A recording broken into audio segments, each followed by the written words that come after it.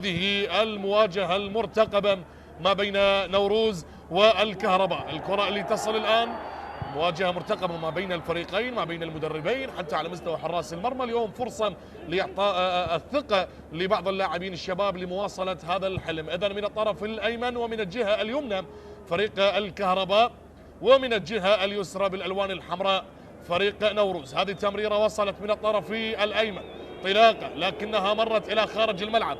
الآن نشاهد أنا وإياكم مباراة ستكون فيها إثارة وعاطفة ومشاعر كثيرة للبحث عن تقديم آخر مباراة لهذا الموسم. إذن نبارك من القلب لنادي الموصل ونادي الغراف بمناسبة التأهل إلى دوري نجوم العراق. الموصل بالصدارة والغراف وصيف للدوري الممتاز، وكلاهما تأهلوا إلى دور النجوم بعد هبوط نادي الحدود وكربلاء من الدوري نجوم العراق إلى الدوري الممتاز. إذن مبارك لأبناء الحدباء، مبارك لأبناء الموصل، ومبارك لأبناء الناصرية. إضافة ستكون جدا مميزة على مستوى دوري نجوم العراق الموسم القادم بإذن الله تعالى. وكل هذه الأمور ستشاهدونها عبر قنوات شبكة الإعلام العراقي، كل القنوات الناقلة الحصرية لدوري النجوم. وأيضا اليوم كان نقل موجود للدوري الممتاز وحتى المباريات النهائية للفئات العمرية. دائما قنوات شبكة الإعلام العراقي لها بصمة خاصة بكل أحداث الكرة العراقية. وهنا الكرة تنفذ، لكنها طالت بعد ذلك العودة لمصلحة نادي الكهرباء اللي يبدونها ببداية قوية، بداية قوية لمصلحة أبناء المدرب راضي شنيشل. لكن خلينا نشوف، خلينا ننتظر أمامنا أحداث كثيرة في 90 دقيقة أخيرة بالنسبة للفريقين. الكرة تصل من الطرف الأيمن، انطلاق الآن لمصلحة فريق نوروز. مستخلص الكرة الكهرباء الآن، هذا هو حيدر اللي يزيد بالسرعة، حيدر اللي ينتظر تمريرة من الطرف الأيمن، لكن لا زالت المحاولات للتركيز للدخول بعمق اللقاء. شوف التمريرة الذكية الجميلة، هذا أموري بخارج القدم، مرور مرور مرور، لكن عودة لحارس المرمى بهذه الكرة، وبذلك الكل لا زال ينتظر. إذن الطاقم التحكيمي اللي يقود مجريات هذه المباراة بقيادة الحكم سجاد خالد، ويساعد المساعد الأول حسام الدين، المساعد الثاني حيدر كاظم، والحكم الرابع ليث فرحان. أما بغرفة الفيديو أمجد كامل وياسر هاشم. مواجهة مرتقبة تجمع الفريقين بهذه القمة الكروية الأخيرة ما بين الفريقين لنشاهدها أنا وإياكم. تشكيلة الفريقين وحتى وإن كانت متأخرا، أيضا بحراسة المرمى لنادي نوروز هاني شاكر، الخط الدفاعي أحمد خالد، وائل بن عثمان، علي صالح وتقي فلاح، حسين منذور، إبراهيم محمد، سيفان عمر، زيار كوفند، محمد النجار، وآسو رستم. وبالجهة المقابلة لفريق الكهرباء أمجد رحيم بحراسة المرمى، خضر علي، علي خالد، ستار جبار، حسام كاظم، مرتضى حديب، أموري فيصل، وقاع رمضان، معين أحمد، وأحمد عايد، وحيدر عبد الكريم. هذه هي تشكيلة الفريقين اللي يدخل بها كلا المدربين قحطان شتير وراضي شنيش. وإياكم لمشاهدة هذه المباراة الأخيرة بالنسبة للفريقين. إذن حققوا نتائج إيجابية بالمباريات السابقة وبآخر الجولات. تكلم عن نادي نوروز اللي لم يخسر بآخر 5 مباريات. فريق نوروز لم يتعرض للخسارة بآخر 5 مباريات. تعادل مع زاخو 0-0، ثم فاز على أربيل 1-0، ثم فاز على كربلاء 1-0، وبعد ذلك فاز على دهوك برباعية مقابل هدف. السلامة هنا لاعب مستلقي على أرضية الملعب، لاعب فريق الكهرباء معين أحمد برقم 96. هنا حديث ما بين اللاعب علي صالح والمدرب قحطان شتير. إذن بالسلامة لمعين أحمد لاعب فريق الكهرباء. لا زالت الأحداث في بدايتها، أول 9 دقائق من شوط المباراة الأول. ونادي الكهرباء أيضا تكلم عن آخر المباريات. فريق الكهرباء اللي فاز برباعية مقابل هدف على القرمة، وقبلها تعادل مع النفط 1-1. يعني نتائج إيجابية، نتائج بالأرقام والإحصائيات، النتائج إيجابية بالنسبة للفريقين بآخر الجولات. هذا هو أحمد خالد لاعب فريق نوروز. وها هنا بالنسبة لي لاعب الكهرباء وقاع رمضان، عودة لأحداث اللعب واستئناف اللقاء، والكرة من الطرف الأيسر، بعد ذلك الرأسية والإبعاد، تشتيت الخطر لا زال حاضر وبعد ذلك التسليم والاستلام للبحث عن مساندة. هنا المرور لكن تمريرة خاطئة. ملعب نوروز اللي يحتضن هذه المباراة الأخيرة، مباراة مليئة بالعواطف، مليئة بالمشاعر، مليئة بالشغف، مليئة بالوداع، لأن أي نعم صحيح أن اللاعبين تعرضوا لإجهاد بدني عالي هذا الموسم، لكن وصلنا إلى فصل الختام. اليوم نزل الستار على المباراة الأخيرة، وبنفس التوقيت كذلك أيضا مواجهة أخرى ما بين فريق دهوك وفريق الكرخ. ونتكلم عن الليلة الماضية، الزوراء خسر من النفط بثنائية مقابل هدف، القاسم والشرطة تعادلوا بهدفين مقابل هدفين، أما الميناء اللي انتصر على ديالى بثلاثية نظيفة. شاهد الآن الكرة اللي وصلت من الطرف الأيسر لكنها مرت إلى رمية جانبية. عودة أيضا نتكلم عن فريق زاخو والقرمة في الليلة الماضية، أيضا مباراتهم انتهت من دون أهداف 0-0. إذن هذه هي الجولة الأخيرة، وغدا يوم الجمعة سيكون المشهد الختامي، مباراتين لنهاية فصل موسم 2024-2025. وهنا الكهرباء ونوروز، المواجهات اللي دائما ما تجمع الفريقين، دائما ما تكون لها طعم خاص، لها طابع مختلف، لها إمكانيات محدودة بالنسبة للفريقين، لأنهم يعلمون تماما ما هي أوضاع الفريقين. نتكلم عن آخر مواجهة في مباراة الذهاب اللي فاز فيها الكهرباء 2-1 على نوروز، أما المباراة اللي قبلها كانت على مستوى الكأس، فاز فيها الكهرباء كذلك 2-0 وبعدها فاز نوروز 2-1. هنا كرة للكهرباء، هذه خطيرة، ممكن الهدف الأول. أموري الخطير، أموري السريع، والكرة عادت، وهنا لاعب فريق نوروز يسقط متأثرا بالإصابة. سلامات. هذا علي صالح لاعب فريق نوروز. سلام علي صالح اللي سبق وأن كان لاعبا وقائدا لفريق كربلاء، شاهدناه في مباراة نوروز وكربلاء بعد فوز فريق نوروز. نعم كانت هنالك بعض من المشاعر، حتى دموع نزلت، وبكى متألما ومجروحا بسبب هبوط نادي كربلاء. هنا الغزال الأسمراني للكرة العراقية السابق قصي منير، كادر الفني لنادي الكهرباء. نشاهد أنا وإياكم، نعم لحظات كانت مليئة بالمشاعر ما بين علي صالح وفريق كربلاء في مباراة اللي جمعت فريق نوروز وكربلاء، بعدما علم تماما بأن فريق كربلاء فريق السابق هبط رسميا إلى الدوري الممتاز. كان هنالك المشاعر والبكاء لأنه عاش معهم فترة طويلة وكان هو قائد الفريق. إذن شاهدنا هذه اللقطة من الجماهير المتواجدة بأرضية ملعب نوروز، وبذلك الكرة لحارس المرمى هاني شاكر. هاني على التنفيذ، هذا هو حسام كاظم، اللاعبين الخبرة على مستوى دورينا، مثل أندية كثيرة ومنها الأندية الجماهيرية. واليوم هي فرحة أيضا، الفرحة كبيرة بالنسبة لعاشقين الكرة الموصلية. إذن الموصل تأهل والغراف تأهل إلى دوري نجوم العراق، وبذلك على ما يبدو نعم أمانة بغداد وفريق الجولان سيلعبون الملحق والبلاي أوف أمام نفط البصرة صاحب المركز 18 في دوري نجوم العراق هذا الموسم. كرة تعود الآن لمصلحة فريق الكهرباء، تبادل النقلات تصل بهذه الأثناء، الكل ينتظر ويترقب من يسجل أول أهداف هذه المباراة. لنشاهد، لنترقب هذه الكرة للحارس هاني شاكر.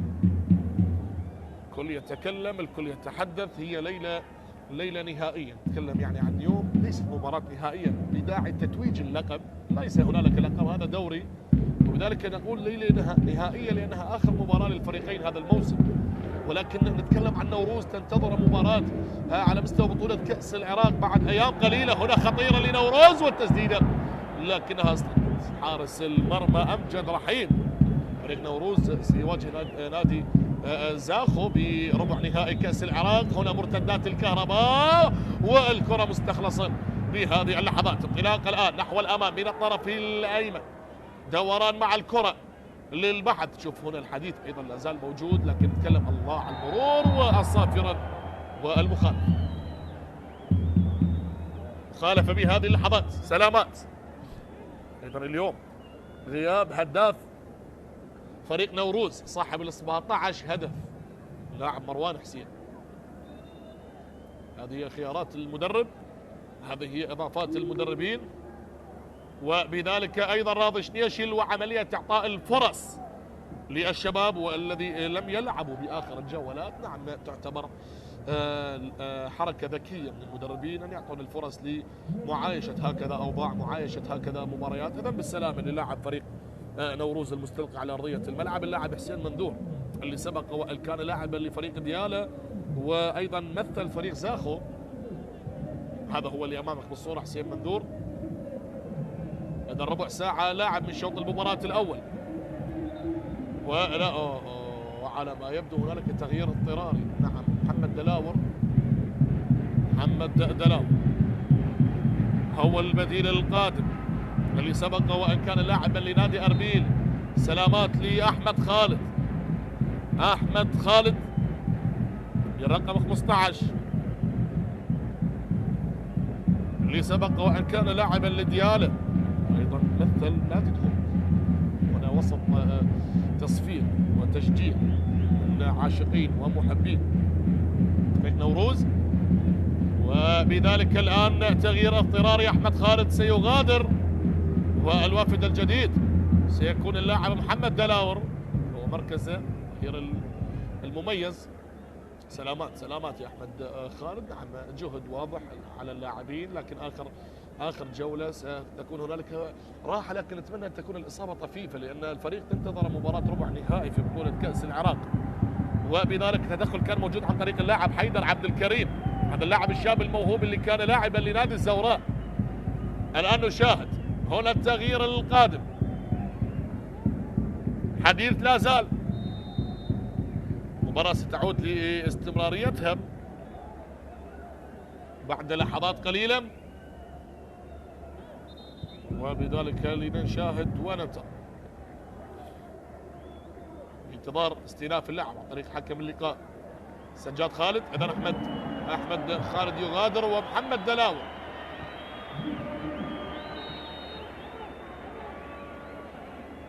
نعم هنا محمد دلاور اول التغييرات الاضطراريه بالدقيقه 17 من عمر شوط المباراه الاول،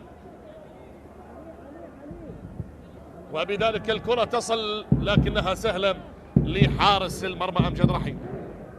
نعم هي الامور المنتهيه، نتكلم عن كل الدوريات اللي انتهت واللي تحولت، وبذلك هنا مباراة الأخير على مستوى هذه الأحداث في نفس التوقيت مباراة دهوك والكرخ نفس التوقيت. نعم لكن نتيجتها 1-1 فيها هدفين يتقاسمها الفريقين. وهنا المحاولة لفريق نوروز، لكن تمريرة اصطدت وعادت مرة أخرى، دوران مع الكرة سقط أرضا ولا زال الصراع للحصول، لكن حسام كاظم هو اللي يتدخل بهذه اللحظات.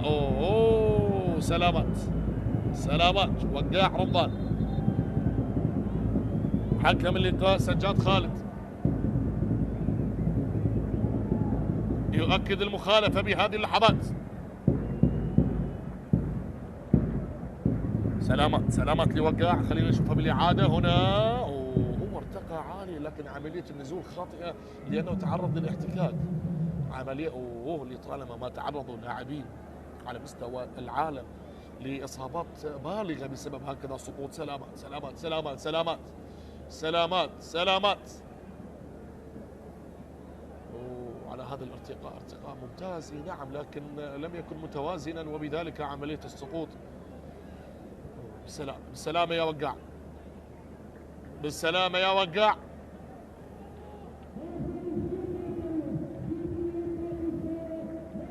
ينهض وقاع لاستمرارية المباراة، وبذلك مباراة هذه اللحظة دقيقة 20 نتمناها أن تكون من دون إصابات، يعني اللاعبين في فترة إجازة ستكون لديهم من أجل الراحة. لا يتمنى أي لاعب بأن يتعرض لإصابة بها آخر مباراة بالموسم، لذلك نتمنى السلامة للجميع للكل. هي مباراة تحصيل حاصل، نوروز بالمركز العاشر، الكهرباء بالمركز 13 هذا الانتصار ممكن يعني إذا فاز الكهرباء يصبح برصيده 50 نقطة، لكن إذا فاز نوروز يصبح برصيده 55 نقطة.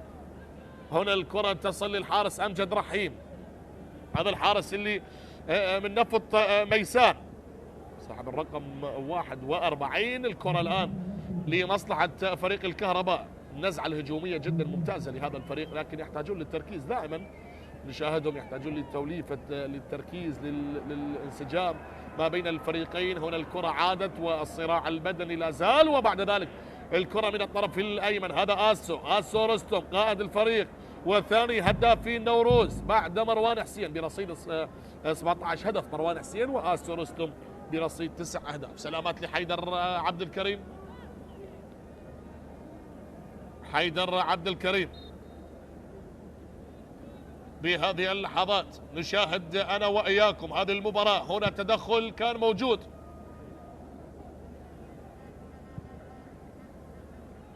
وتدخلات قوية حاضرة، لكن عودة لاستئناف اللعب، استئناف اللعب بهذه اللحظات. كرة من الطرف الأيمن لكنها مرت إلى رمية جانبي، رمية تماس. هذا هو اللي أمامك بالصورة برقم 15 اللاعب خضر علي لاعب الظهير الأيمن لفريق الكهرباء، ومن الجهة الأخرى حسام كاظم هو من الطرف الأيسر. انطلاق الآن على الطرف الأيمن والدوران مع الكرة، وبعد ذلك حسام هو الأقرب. عادت الكرة الآن، تبادل التمريرات في منتصف الملعب، وهنا الانطلاقة من الطرف الأيمن،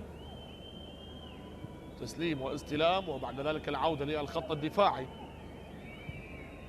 بمنتصف الملعب. ها هنا الانطلاق نحو الأمام، عملية التغيير لحيدر المتراجع إلى الخلف، بناء اللعب، لا زال اللاعبين هادئين تماما. نشاهد الآن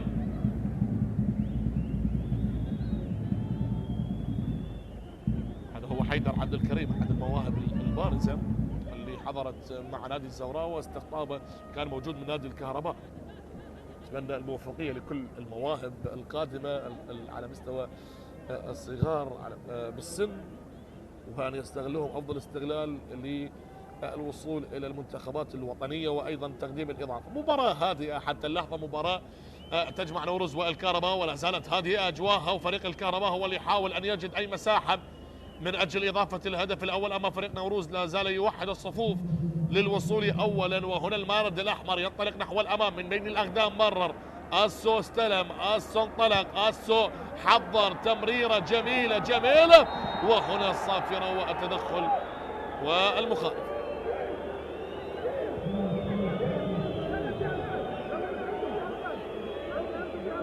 تدخل الآن،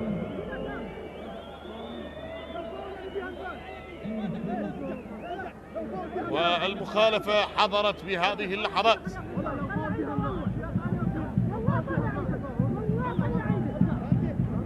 تدخل وحديث أيضا مع حكم اللقاء.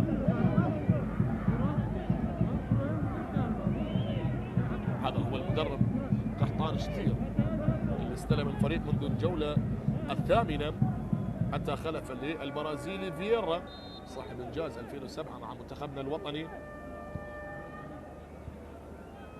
منير حد أبناء الجيل الذهبي للكرة العراقية.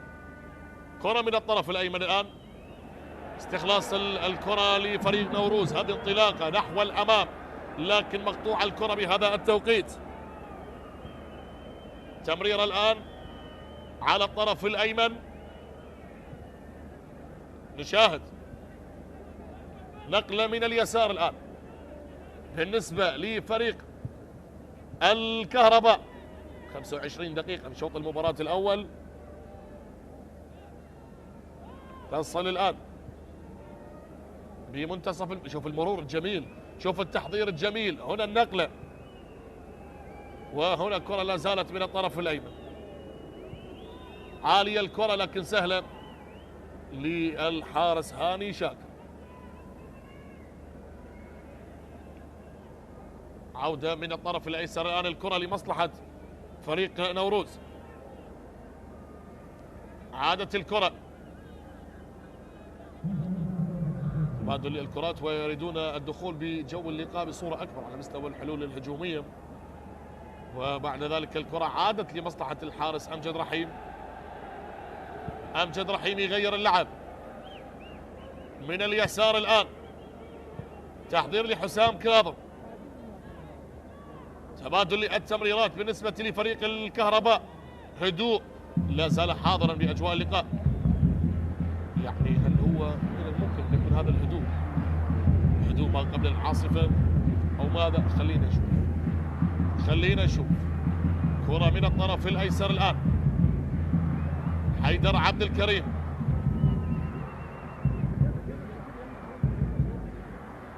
وعلى الطرف الأيسر تحضير والانطلاق. موري فيصل هو اللي يستلم، وبعد ذلك نقل اللعب من اليمين وعملية البحث عن الحلول والمساحات. الاستحواذ ليس كافيا، وهنا كرة للخط الدفاعي، انطلاقة لأموري بخارج القدم، لكن تمريرة بعيدة من دون أي تركيز. تمريرة طالت بهذه اللحظات، والآن الكرة لمصلحة فريق نوروز.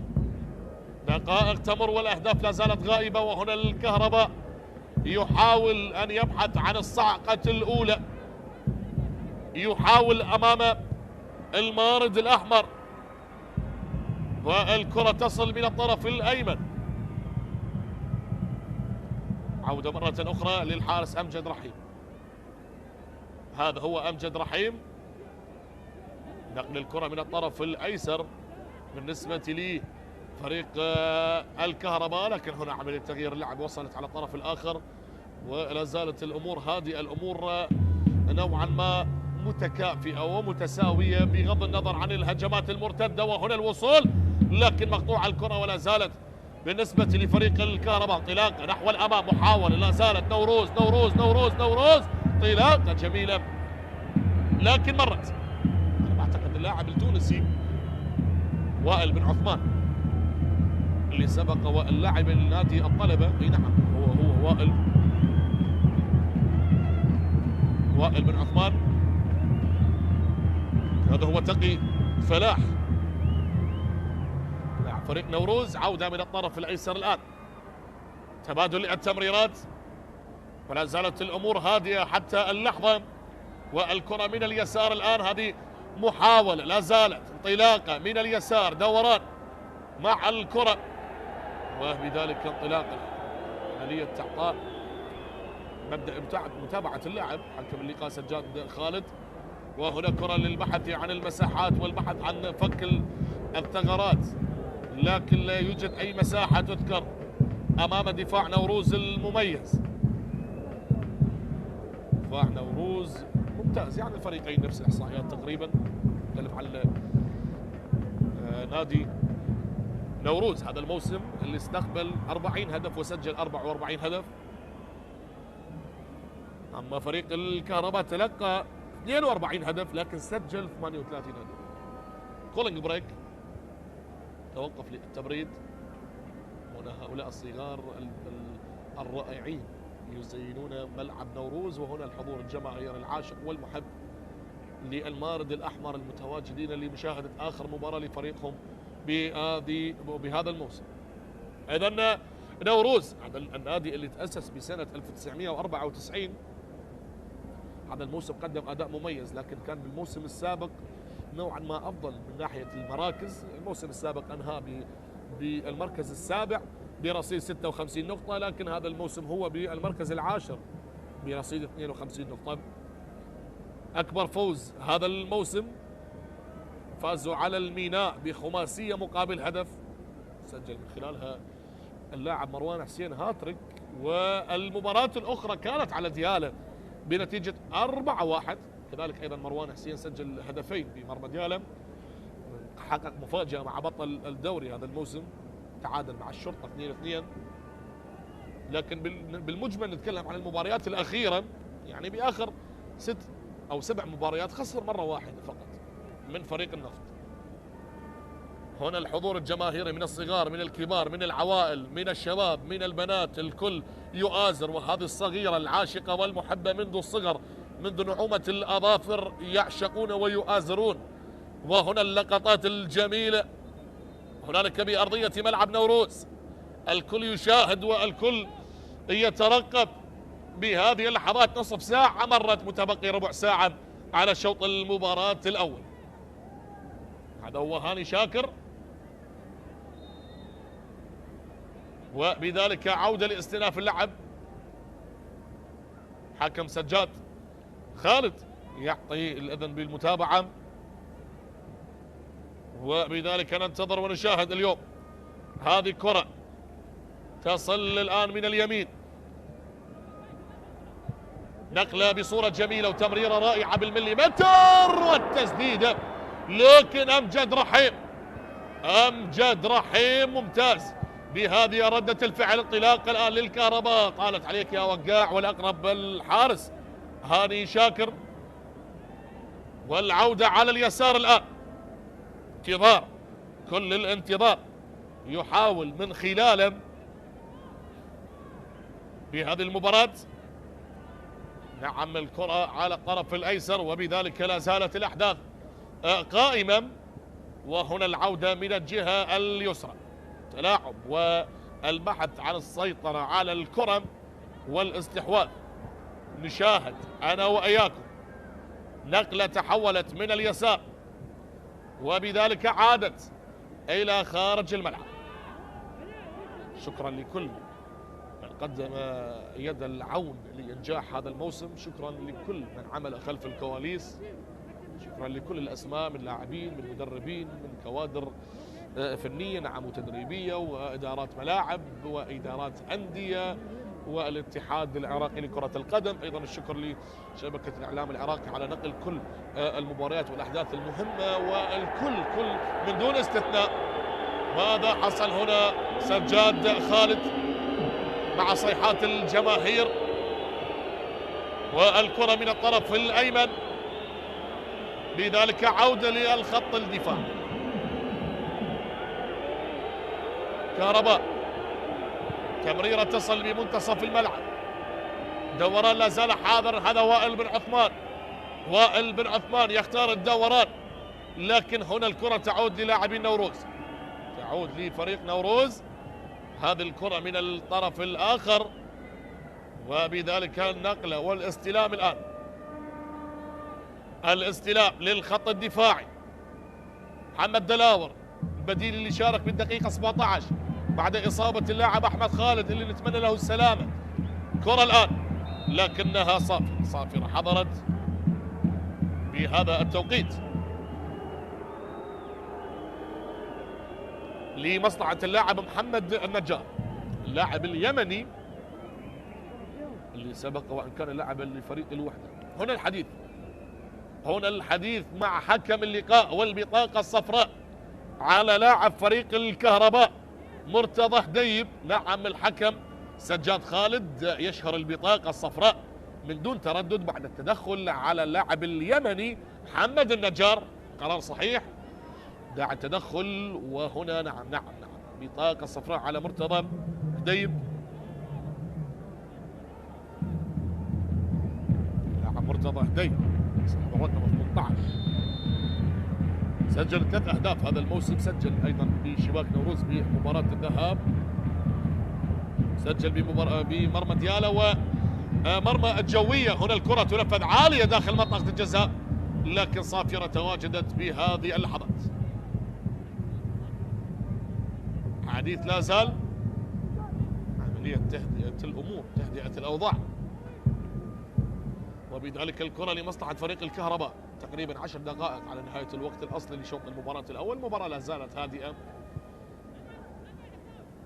يعني الفريقين حبايب حتى اللحظة. حسام كاظم وتغيير اللاعب للخط الدفاعي، وانطلاقة نحو الأمام للبحث عن المساحات وخلق الحلول، لكن نوعا ما الأمور صعبة. وهنا الصافرة من سجاد خالد يؤكد من خلالها المخالفة.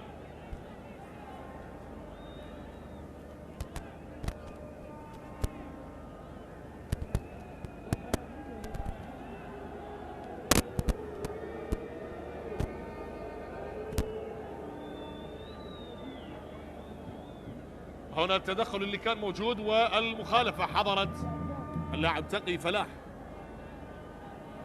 غير المميز لفريق نوروز، وبذلك الكرة مخالفة لفريق الكهرباء. الآن تنفذ الكرة من الطرف الأيمن، حيدر المتراجع إلى وسط الملعب إلى الخط الدفاعي. الآن حسام كاظم، تسليم بمنتصف الملعب، حيدر عبد الكريم يختار العودة الآن، وبذلك الكرة من الطرف الأيمن لمصلحة فريق الكهرباء، نقلة أرضية بمنتصف الملعب وانطلاقة نحو الأمام لخلق الحلول والمساحات، وبعد ذلك الكرة من اليسار. الآن هذه انطلاقة، هذه تمريرة، هذه محاولة لفريق نوروز، وصلت لمحمد النجار والتسديدة لكنها إلى خارج الملعب. اللاعب اليمني محمد النجار هو اللي جرب حظه بالكرة الماضية، وهنا شوف بالإعادة نعم اتخاذ القرار، لكن الكرة عالية وإلى خارج الملعب. ننتظر الآن هل من الممكن أن نشاهد هدف بشوط المباراة الأول أو تبقى النتيجة 0-0؟ كل شيء وارد، خلينا ننتظر وخلينا نشوف. كرة تصل الآن في منتصف الملعب، نقل الكرة من اليسار. الآن محاولات لا زالت قائمة، وهنا الكرة لمصلحة لاعبين نوروز بعدما نفذت طريق اللاعب زيار كوفن.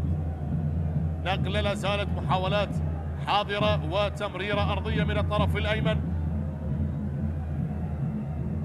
وانطلاقة لمصلحة فريق الكهرباء. هل من الممكن أن يسجل أول الأهداف؟ هذه خطيرة. الكهرباء حتى في ختام الموسم الكهرباء لا يقطع التيار. نعم التيار يصل، وأي تيار هجومي، صعقة تكسب الوداع بطريقتها الخاصة. نعم الهدف الأول لفريق الكهرباء وبأقدام الموهبة.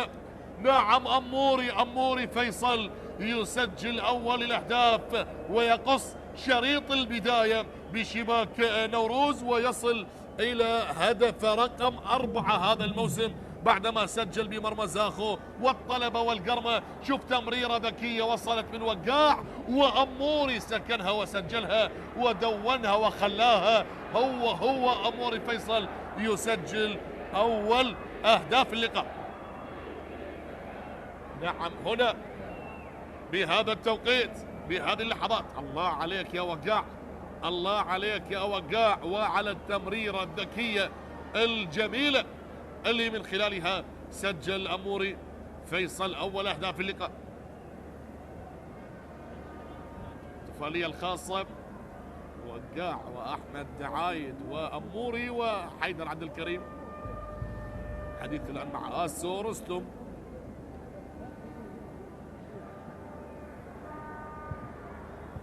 حديث من آسو قائد نوروز.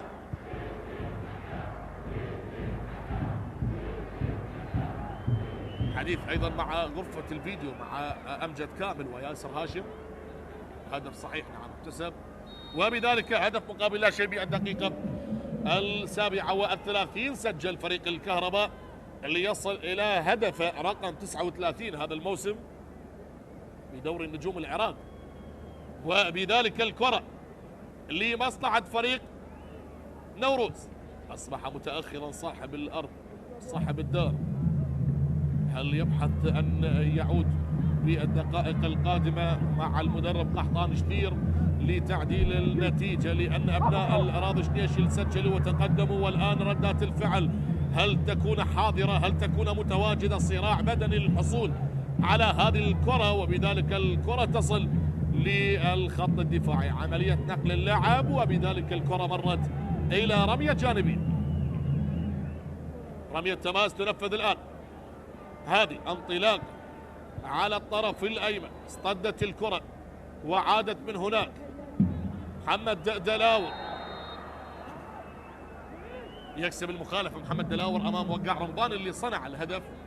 وقاع أيضا قدم موسم ممتاز، سجل 5 أهداف هذا الموسم، سجل بشباك الحدود ونفط البصرة وأربيل وكربلاء والقرب.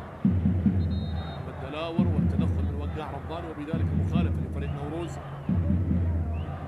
مخالفة الآن لأصحاب الدار. يا ضيفنا لو زرتنا لوجدتنا نحن الضيوف وأنت رب المنزل. على تنفيذ الكرة تلعب على اليسار والرأسية، لكنها مرت إلى ضربة ركنية لمصلحة فريق نوروز. أصحاب الدار يريدون هدف للتعادل بهذا التوقيت. لنشاهد وننتظر هنا الحديث مع سجاد خالد. ماذا هناك؟ ماذا جرى؟ هذا آسو رستم. على ما يبدو هنالك عودة لغرفة الفيديو. سجاد خالد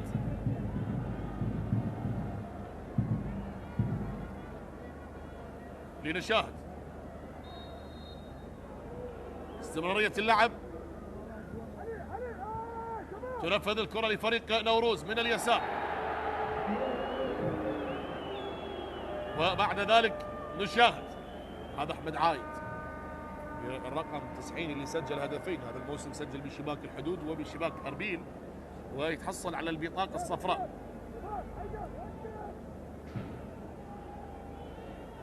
نشاهد الآن تدخل على آسو،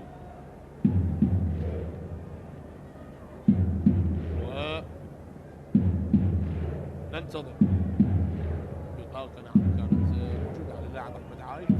بالله اللغة العامية بالله على كيف. وبذلك الآن نشاهد مخالفة لفريق نوروز بهذه اللحظات بهذه الدقائق. هل يسجل المارد الأحمر هدف التعادل بشباك الكهرباء؟ والكرة اصطدت وغيرت مسارها بعد ذلك إلى خارج الملعب. آخر 3 دقائق على نهاية الوقت الأصلي لشوط المباراة الأول، ولا زال التقدم لمصلحة الضيف القادم فريق الكهرباء بإمضاء اللاعب أموري فيصل. وبذلك الكرة لتقي فلاح. تقي فلاح على التنفيذ من الجهة اليمنى لمصلحة نوروز، والرأسية اعتلت وبعد ذلك إلى خارج الملعب. أجواء رائعة أي نعم، مباراة هادئة أي نعم، لكنها ليلة الختام، آخر مباراة للفريقين هذا الموسم، المباراة الأخيرة ما بين نوروز والكهرباء، ويريدون كلاهما أن يقدمون مباراة جميلة، وبذلك صاحب الدار ينتظر ويشاهد بهذا التوقيت. لكن ننتظر أنا وإياكم بهذه الأثناء بهذه المباراة. الكرة تصل من الطرف الأيمن وبعد ذلك مرت إلى خارج الملعب. نشاهد بهذه اللحظات فريق الكهرباء المتقدم بهدف نظيف سجل اللاعب أموري فيصل. هنا كرة تصل بمنتصف الملعب، انطلاق نحو الأمام، لكن عملية قطع الكرة حاضرة لفريق نوروز. المارد الأحمر يريد العودة وهدف التعادل، وكرة من الطرف الأيسر داخل منطقة الجزاء. هو اللي فقد التوازن، نعم هو اللي سقط أرضا، وبذلك مخالفة يؤكدها حكم اللقاء سجاد خالد لمصلحة الكهرباء. تصل الآن من اليمين، انطلاقة لمصلحة فريق الكهرباء، تمريرة لأموري فيصل صاحب الهدف يغير اللعب، والكرة اصطدت وإلى حارس المرمى هاني شاكر يغير اللعب الآن لمصلحة فريق نوروز. آخر دقيقة على نهاية شوط المباراة الأول، الوقت الأصلي صح التعبير، وبانتظار كم دقيقة سيقدم الطاقم التحكيمي. لازلنا نشاهد، لازلنا نستمتع بهذه الأحداث، وبذلك الكرة تصل من الطرف الأيمن، نقلة عالية الآن على اليسار، محاولة لفريق نوروز بانتظار المساندة لكن بمفردة وأكثر من لاعب، وبالتأكيد هل الكثرة تتفوق؟ نعم الكثرة تتفوق على المهارة. الكرة طالت إلى خارج، شوف الأعصاب توتر، لكن هي الكرة لمصلحة اللاعب زيار كوفند على التنفيذ الضربة الركنية، وبذلك تنفذ لمصلحة فريق نوروز اللي يبحث عن هدف التعادل والرأسية، لكنها طالت. الوقت الأصلي لشوط المباراة الأول انتهى، وبانتظار الشوط الثاني ماذا ستتغير؟ ماذا سيقدم المدربين؟ كم دقيقة؟ ضاف 4 دقائق، يعني معقولة 4 دقائق مع وجود هدف في شوط المباراة الأول، مع وجود إصابة وتغيير اضطراري. شوف هؤلاء الصغار الحاضرين مع الكرة. هو يا أخي أعطيه الكرة لحامل الكرات. وهنا الكرة من الطرف الأيمن تصل، بعد ذلك لمحمد دلاور. محمد دلاور يحاول محمد من بين الأقدام لكن لم تعبر، لم تصل. يمينية لا زالت الآن أو باليسار من حسام كاظم. شوف استلام أموري، شوف التحضير للاعب أموري فيصل. هذا اللي أمامنا في الصورة موهبة مميزة في دورينا، أيضا المنتخبات الوطنية. كرة من اليسار الآن، لا زالت الكرة من الطرف الأيسر، انطلاقة نحو الأمام لفريق نوروز اللي ينتظر من خلالها أن يمر، لكن الكرة لا زالت على اليمين. وهنا الانطلاق، لكن وائل بن عثمان هو الأقرب. وائل بن عثمان والتمريرة من الطرف الأيسر الآن، تمريرة لا زالت قائمة في هذه اللحظات، انطلاقة نحو الأمام. هذه المحاولة اللي لا زالت لنوروز بعيدة. التمريرة مرت على اللاعب محمد دلاور اللي أمامك بالصورة، كان يمني النفس بأن تصل تمريرته بالمليمتر. وبذلك الكرة للحارس أمجد رحيم.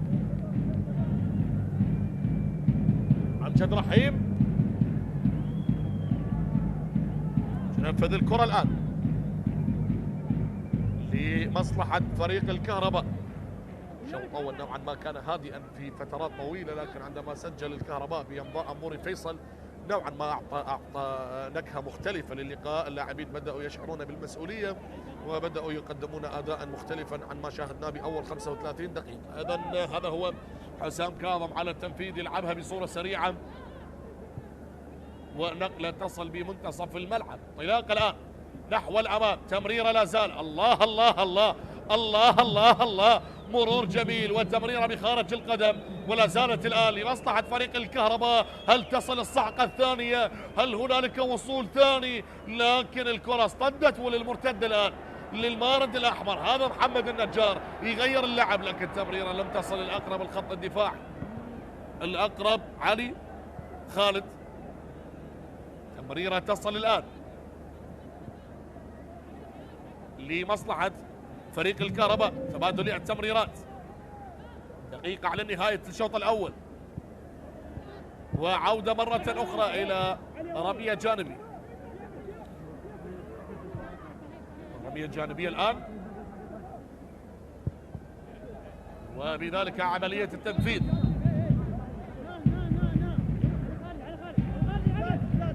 بالنسبة لفريق الكهرباء جهاد أيضا حاضرا، وبذلك مخالف.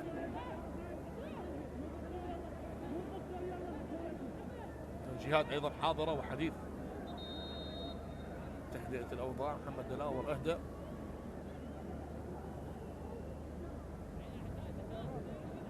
تهدئة الأوضاع من حكم اللقاء سجاد خالد مع لاعب فريق نوروز محمد دلاور. إذن آخر ثواني،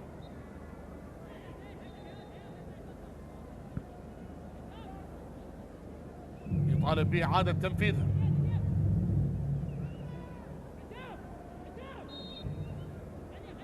تصل لفريق الكهرباء من الطرف الأيمن الآن، نقلة لا زالت بالنسبة لفريق الكهرباء. عالية الكرة على اليسار، انطلاقة، وقاع يبحث، لكن مقطوع الكرة ومعها صافرة لنهاية شوط المباراة الأول بتقدم فريق الكهرباء بهدف أموري فيصل بالدقيقة 38.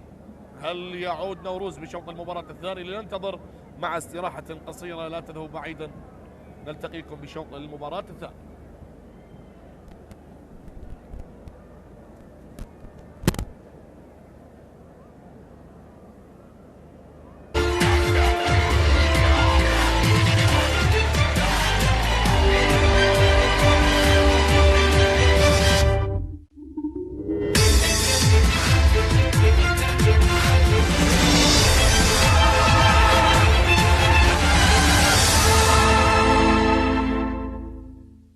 هل ينجح في التسجيل النيجيري توميو عبد سليم؟ توميو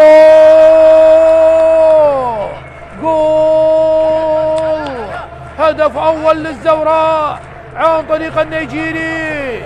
توميو يسجل أول أهداف اللقاء وسط فرحة جماهير الزوراء القليلة جدا في مدرجات هذا الملعب، لكن هذه الصغيرة أكيد تحتفل بهذا التقدم.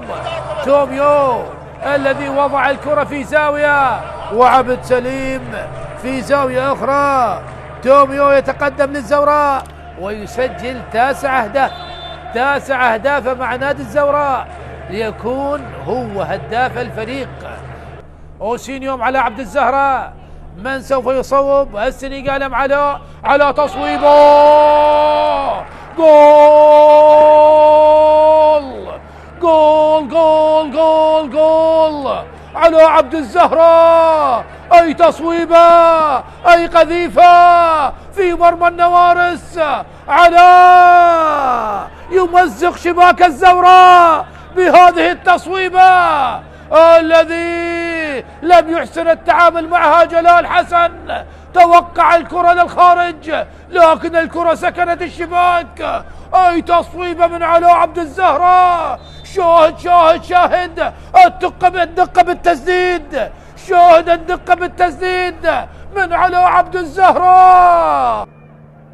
علي محسن إلى منذر العلوي، منذر تمرير لسجاد، سجاد الله على سجاد، مرور جميل من امام علاء عبد الزهراء. منذر لسجاد يحاول الان، وصلت لعلي محسن الى سجاد يصوب والكرة الخطيرة،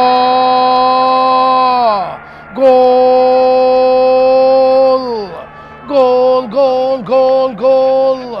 تمريرات جميلة من لاعبي نادي الزوراء، وفي الاخير مراد محمد يبصم ويصادق على هذه الكرة ويضعها في شباك نادي الميناء. سيطرة واضحة تماما لنادي الزوراء في الدقائق الأولى من الشوط الثاني. سجاد الذي لعب الكرة بيسراه ووصلت لمراد محمد، لم يكن متسلل الذي وضع الكرة في شباك نادي الميناء. وعبد سليم حماد ولاعبي نادي الميناء رأوا الكرة تدخل للشباك كما رأيناها نحن المشاهدين والمتفرجين هناك.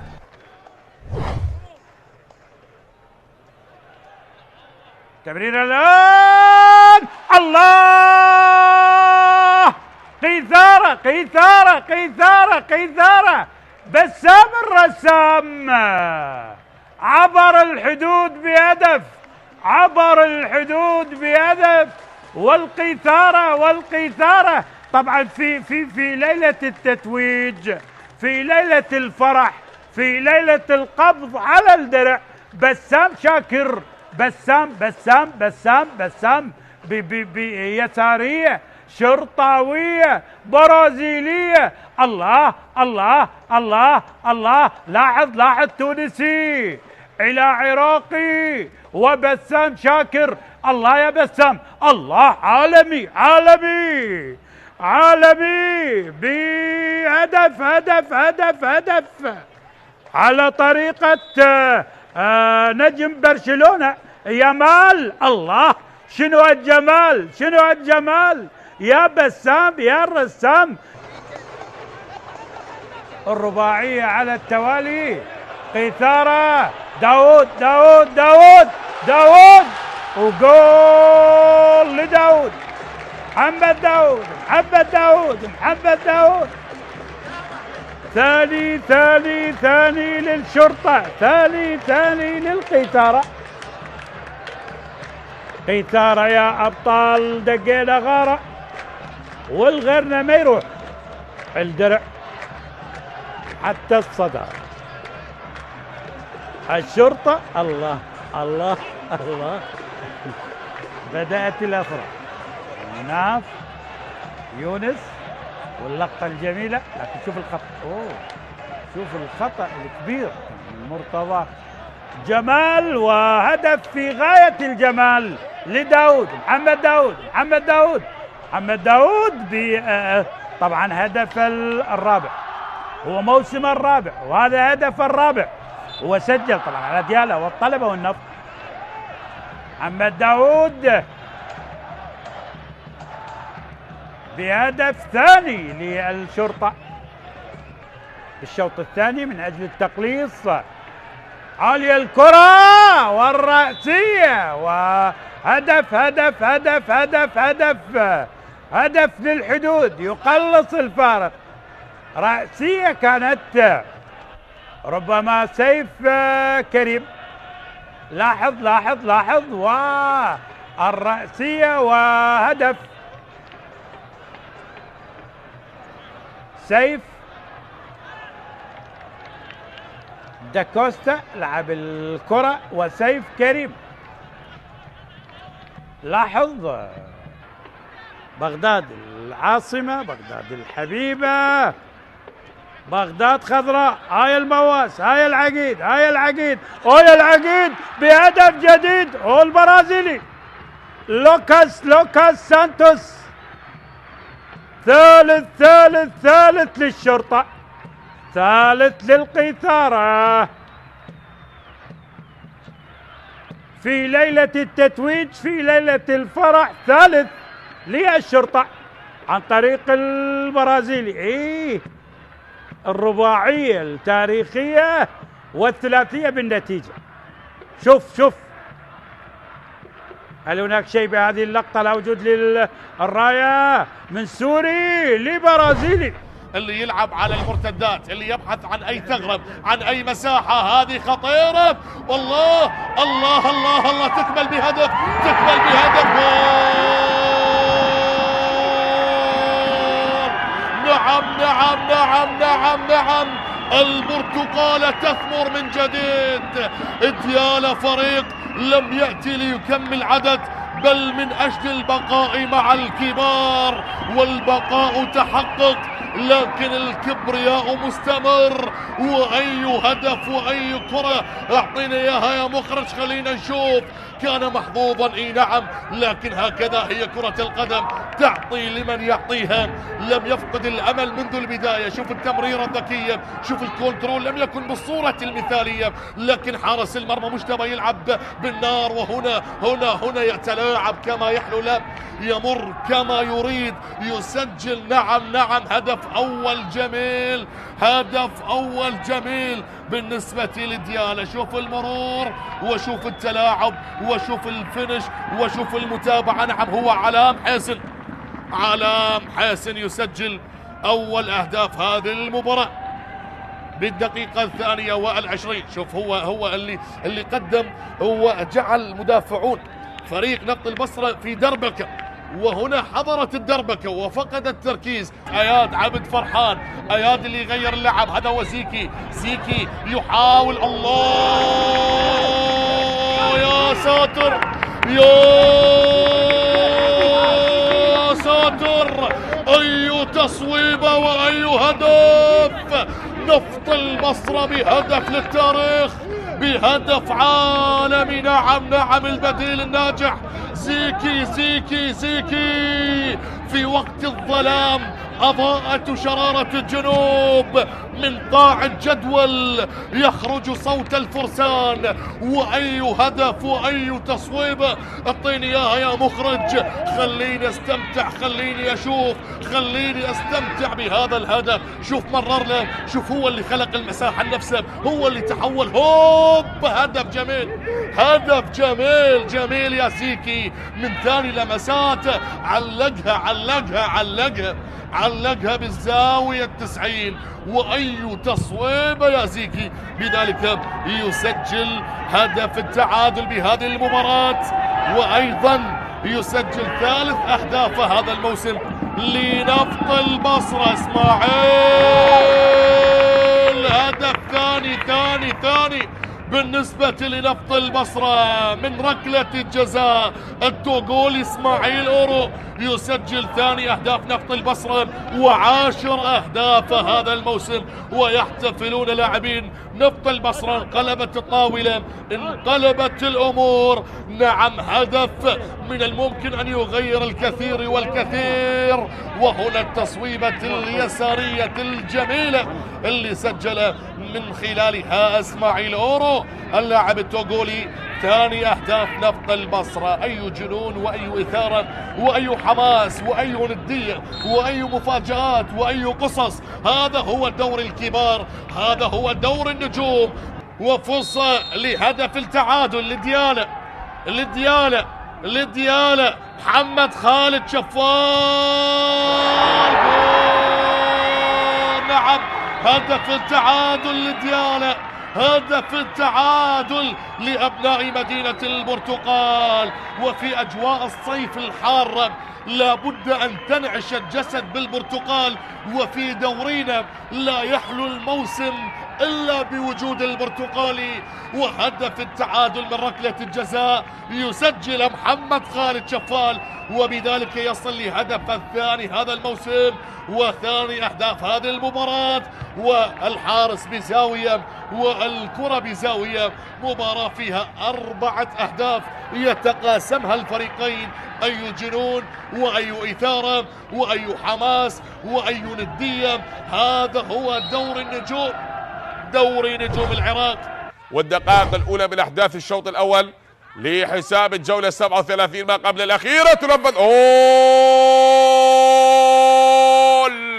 أول أهداف المباراة بهدف أول لنادي كربلاء للعميد. يأتي أول أهداف المباراة من كرة ثابتة فعلها حسن حمزة يدون أول أهداف اللقاء لنادي كربلاء. شاهد وضع هذه الكرة وين بعيدة على الحارس جدا بهدف أول لنادي كربلاء بأول أهداف المباراة للعميد الكربلائي من اللاعب حسن حمزة يدون أول أهداف اللقاء بالدقائق الأولى من المباراة بكرة ثابتة أسكنها الشباك في الزاوية البعيدة على الحارس وليد عطية.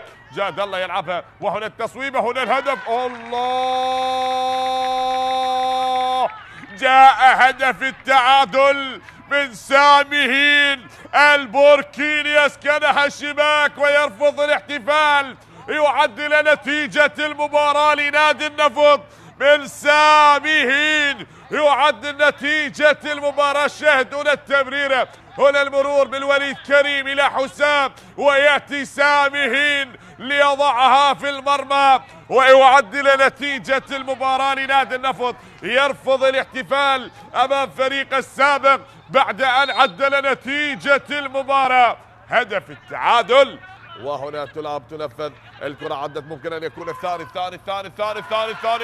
الله، هنا يأتي الهدف الثاني من الجناح الطائر فعلها مشتاق طالب. نعم، جماهير كربلاء مشتاقون لأهدافك يا مشتاق. والهدف الثاني لنادي كربلاء بثاني أهداف المباراة بعد هذا المرور، هذا الأسيست الجميل. هل كان مشتاق متسلل باللقطة الماضية؟ لا، بل ترك تلك الكرة مصطفى راضي لمشتاق، أتى من الخلف. شاهد هناك من خلف المدافع جويل ليسجل الهدف الثاني في المباراة لنادي كربلاء، وتصبح نتيجة المباراة بهدفين مقابل هدف حتى الآن لهذه الكرة الثابتة. تلعب من أحمد صبري لستار، ستار لأحمد صبري، عدت هنا تحت العرضية، وهنا الراسية.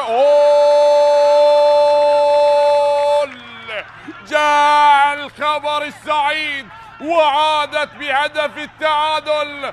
حسام جاد الله أجادها، نعم، وضعها في الراس من حسام جاد الله خلف، يسجل هدف التعادل، يجيدها ونعم ويسكنها في شباك كربلاء بهدف ثاني لنادي النفط، وهدف العودة هدف التعادل من حسام جاد الله. هنا العرضية من أحمد صبري إلى حسام ليسجل هدف بالراس بطريقة جميلة ليعلن عن 5 أهداف هذا الموسم. هو بعد أن سجل في شباك نفط البصرة والقاسم وأربيل هدفين، هنا يسجل في شباك نادي كربلاء ويعدل نتيجة المباراة. أوس محمد أضاعها، هنا كرة جول جول جول جول جول جول جول جول جول جول جول. نعم يا أحمد صبري، هنا يا أحمد صبري، وكأن عادل نعمة يقول خلاص قد نفذ صبري، وجاء أحمد صبري بهدف ثالث في المباراة. تغيرت الأمور، ارتدمت بالقائم ودخلت المرمى بهدف ثالث هنا لتصبح ريمونتادا لنادي النفط. شاهد هذه الإعادة بنقلة من أحمد صبري في القائم الأيسر ومن ثم في شباك الحارس عبد العزيز عمار بهدف ثالث بالمباراة من البديل هنا من أحمد صبري. لن يلمسها أحد بل لامست القائم الأيسر ودخلت المرمى لتعلن عن ثالث أهداف المباراة. نجح به النفط ما لم ينجح به نادي كربلاء، ليعلنون عن ثالث أهداف المباراة كأنهم يريدون أن ينهون آمال العميد بهذا الموسم. لهذه الركنية تنفذ من أحمد صبري والكرة بالراس. الرابع ماذا هناك؟ حكم المباراة ماذا يشاء الله؟ أشار لها الحكم المباراة حامد علي. نعم، ووليد كريم الذي أعلن عن رابع أهداف المباراة. من وليد كريم يسجل رابع أهداف المباراة. هذا هو وليد. هنا الركنية تنفذ من أحمد صبري ووليد كريم بالراس هنا في العارضة ومن ثم في المرمى لتعلن عن رابع أهداف المباراة بهدف رابع بالوقت القاتل. وليد كريم من القائد كأنه يتحدى بهذه الظروف القاسية. نادي كربلاء لا يتهاون ويسجل هدف رابع في المباراة لتصبح ب4 أهداف بريمونتادا قاتلة 4-2. عدت هنا عند اللاعب المدافع علي فائز. سرهنج مصن بهذا الخطأ. سرهنج هنا الهدف الأول.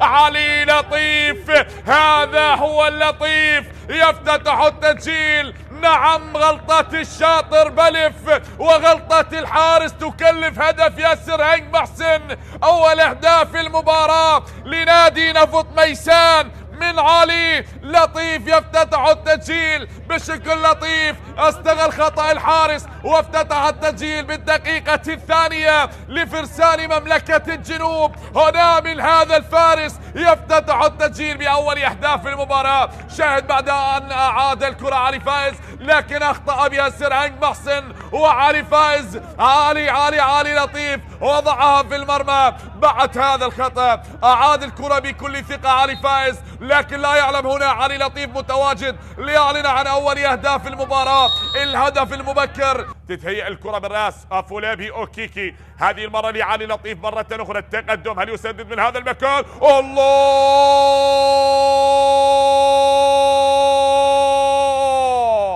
علي لطيف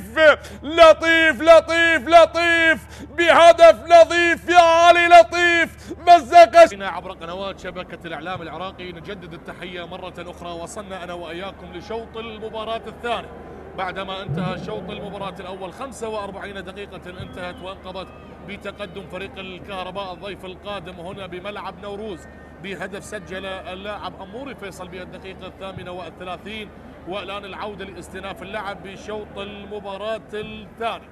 45 دقيقة أخرى ما بين الحماس والشغف، ما بين المشاعر والوداع، ما بين ليلة الختام وستار هذه المباراة. تغييرات حضرت بالنسبة لفريق نوروز بإضافة اللاعب النيد فريكي اللاعب النيجيري وإضافة هداف الفريق مروان حسين بالمشاركة بهذا الشوط الثاني. هل تتغير المعطيات بعد إضافة هذه الأسماء الجديدة على مستوى تنشيط الخط الهجومي؟ هذا ما أراد وهذا ما احتاج فريق نوروز من أجل إيجاد الحل في الخطوط الهجومية. لنشاهد أنا وإياكم هنا الحديث ما بين راضي شنيشل وقصي منير مساعدا للبحث عن الإضافات والتغييرات. هذا هو أموري فيصل اللي سجل الهدف الوحيد بصناعة جميلة ولا أروع من اللاعب وقاع رمضان. الآن ننتظر أنا وإياكم شوطا ثانيا مليئا بالإثارة. هنا الإضافات وهنا التغييرات وهنا الدماء الجديدة التي شاركت بشوط المباراة الثاني. هذا هو قحطان شتير مدرب نادي نوروز المتأخر، وهنا البديل اللي شارك قبل لحظات اللاعب ندفريكي إيفونيتش. وعلى التنفيذ الكرة ملعوبة لفريق نوروز من الطرف الأيمن والرأسية، لكنها مرت وإلى خارج الملعب. مرت هذه الكرة وطالت بالنسبة للاعبين فريق نوروز أبناء السليمانية. هذا النادي اللي تأسس بسنة 1994 يريد أن يبقى هنا، وهو بقي بالفعل بدوري نجوم العراق. الموسم السابق كان بالمركز السابع والآن بالمركز العاشر. اي نعم، على مستوى تغيير المراكز حاضر، لكن بالجولات الأخيرة نادي نوروز قدم أداء رائعا. هنا الحضور الجماهيري، هنا المتواجدين من العوائل، من الشباب، من الصغار، من الكبار، العاشقون والمحبون والمتيمين بنادي نوروز. والكرة اللي تصل من الطرف الأيمن هنا فقد التوازن، وصافرة من سجاد خالد حكم اللقاء. وبذلك ننتظر وأنا وإياكم لنشاهد شوط المباراة الثاني، ماذا سيفعل فريق نوروز من أجل العودة وتعديل النتيجة. أما بالنسبة لفريق الكهرباء اللي يطمح لأن يسجل هدفا ثانيا من أجل الاطمئنان ومن أجل الراحة، الكرة تعود الآن على اليسار، عالية الكرة أصبحت ولا زالت بالنسبة لفريق الكهرباء. انطلاق الآن والكرة مرت إلى خارج الملعب. رمية جانبية بهذا التوقيت، رمية تماس بالنسبة لفريق نوروز على ما أعتقد.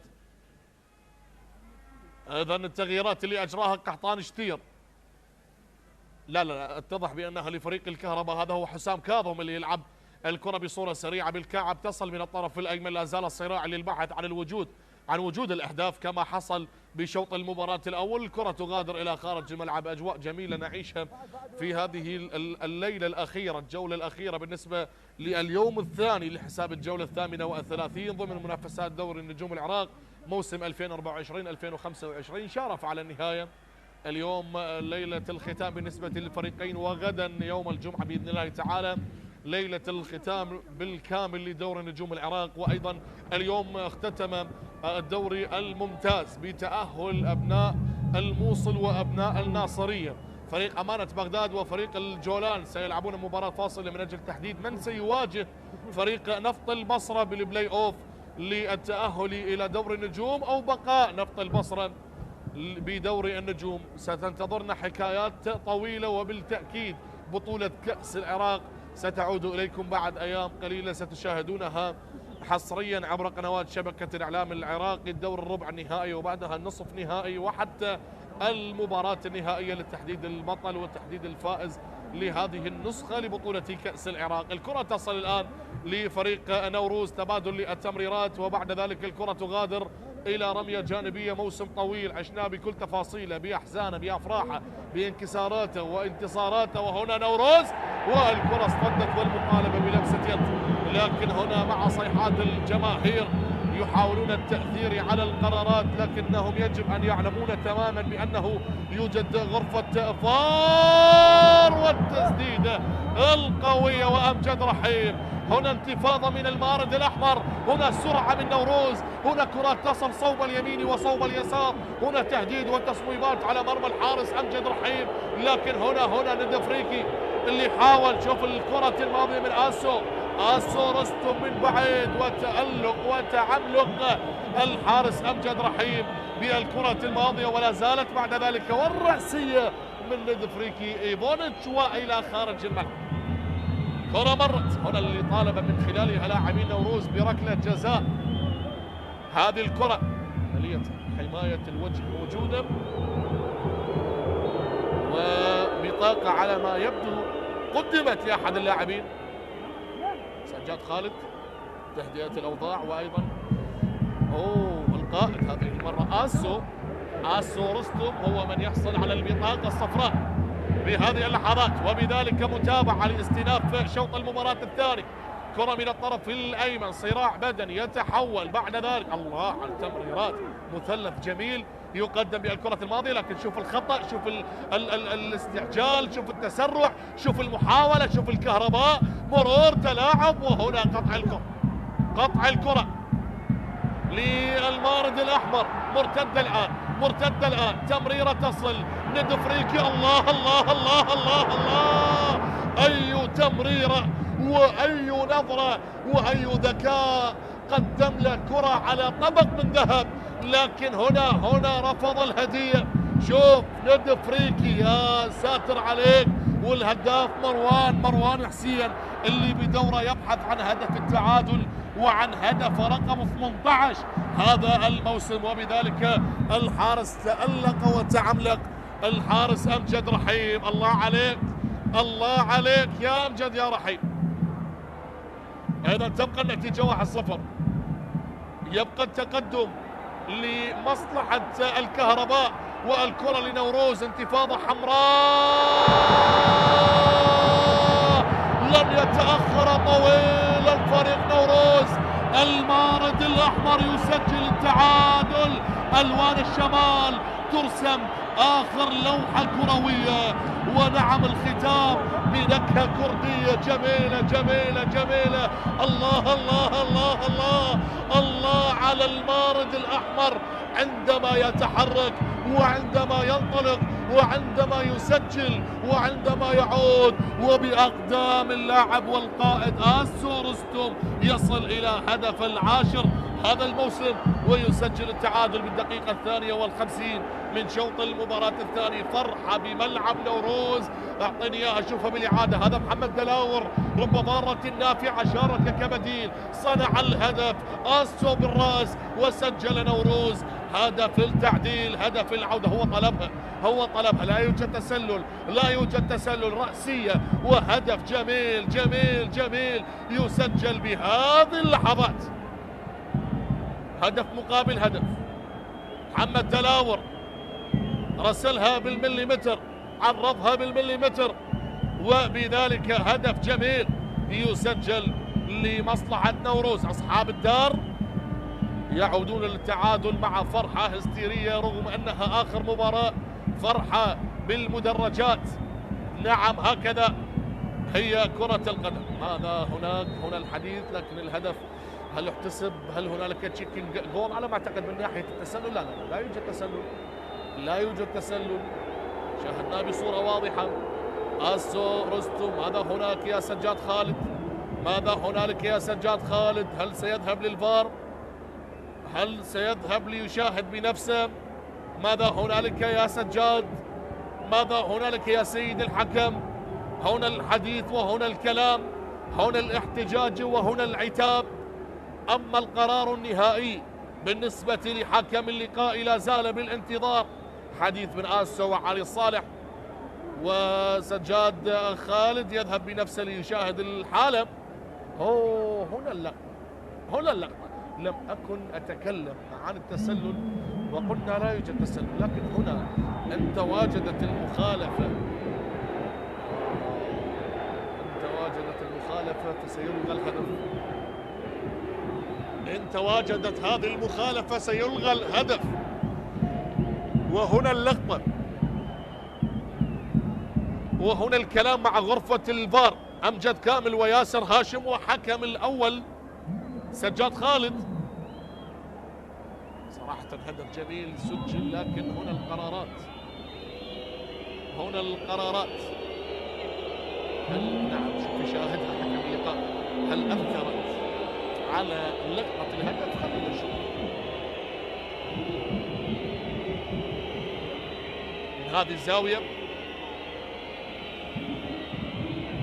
3 صور أمامك عزيزي المشاهد، واحدة على حكم اللقاء، واحدة على اللاعبين، واحدة للإعادة. عملية الدعس على القدم موجودة، لكن هل هي بعد إخراج الكرة؟ ما هو قرار الحكم؟ هنا تعتمد على قرار الحكم. هل سيلغى الهدف؟ هل سيلغى الهدف يا سيدي الحكم؟ ننتظر. نعم يلغى الهدف. يلغى الهدف. عملية الدعس على قدم اللاعب حيدر عبد الكريم، وبذلك تعود النتيجة إلى 1-0. 1-0 للكهرباء لا زالت مستمرة، وهدف آسو رستم يلغى بهذه اللحظات. هنالك مخالفة كانت لمصلحة اللاعب حيدر عبد الكريم، شوفها بالإعادة، قطعها، وبعد ذلك كانت هنالك موجودة عملية الدعس على القدم. حسين منذور اللي أمامك بالصورة، وبذلك نعم يعود للمخالفة الحكم سجاد خالد يلغي الهدف، وتستمر أحداث هذه المباراة بتقدم الكهرباء بهدف نظيف. أعصاب توتر قحطان شتير، بطاقة حمراء على المدير الفني ومدرب فريق نوروز قحطان شتير. اهدأ يا كابتن قحطان، اللي بدأ مسيرته التدريبية بعام 2007 إلى 2013 كان مدربا لفريق الصناعة، درب فريق النجف، درب المنتخب الوطني تحت 17 عام، درب الشرطة، درب المنتخب العراقي تحت 20 عام، درب الطلبة والقوة الجوية والميناء. كان لاعبا سابقا مميزا، لعب الطلبة ولعب المنتخب الوطني، الخور القطري، الكرخ، واتحاد كلباء والصناعة. كان هنالك محطة الاعتزال لقحطان شتير اللي غادر بالبطاقة الحمراء مدرب الفريق. اهدأ يا آسو، لديك بطاقة صفراء، الاحتجاج لن ينفع، ومن الممكن أن تظهر البطاقات الملونة. والهدف يلغى، وتبقى النتيجة 1-0 لمصلحة الكهرباء. استئناف اللعب، هذه هي اللقطة اللي شاهدناها أكثر من مرة للتأكد من صحتها. نعم عملية الدعس على القدم كانت موجودة، وهنا عملية قطع الكرة ومررها لمحمد دلاور اللي بدوره مررها لآسو وسجل هدف، لكن ألغي بعد العودة إلى تقنية الفيديو. ألغي الهدف، لن ينفع الحديث، لن ينفع الكلام، وبذلك سنعود لاستئناف اللعب. يعني هذا التوقف صراحة من دون تبرير، يجب استمرارية اللعب، يجب استئناف المباراة. الأوقات تمر، اللحظات تمر.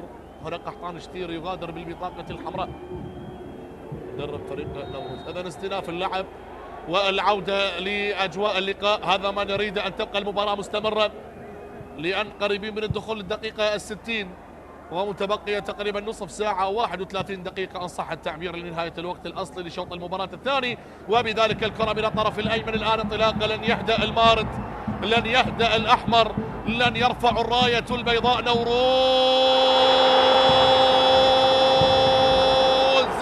إذا ألغي الهدف الأول سنعود ونسجل هدف التعادل الآن.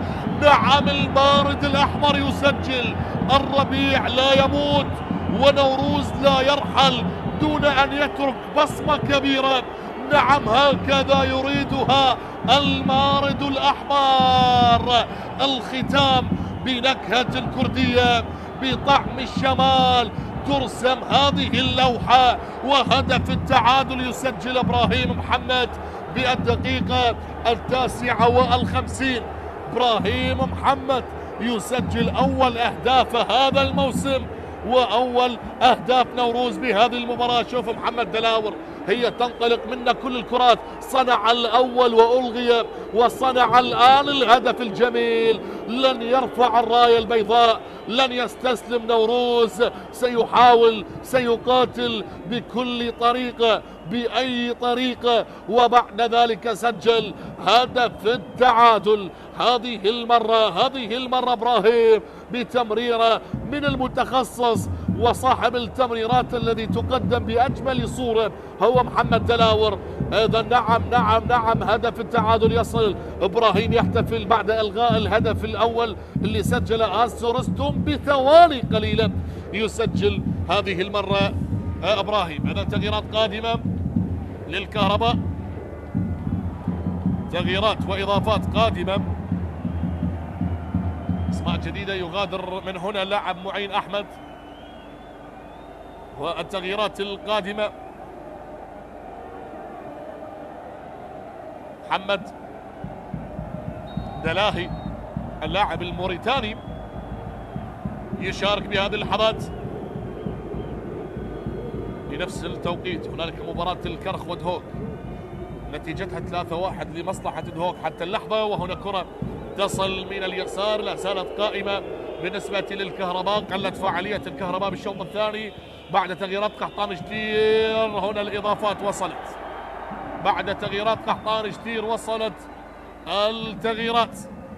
إذن هنا إبراهيم محمد اللي سجل هدف التعادل بالنسبة لنوروز، هو أول هدف له. هذا قحطان جدير على المدرجات الآن بعد الحصول على البطاقة الحمراء، ويلبس الوشاح الخاص بفريق نوروز.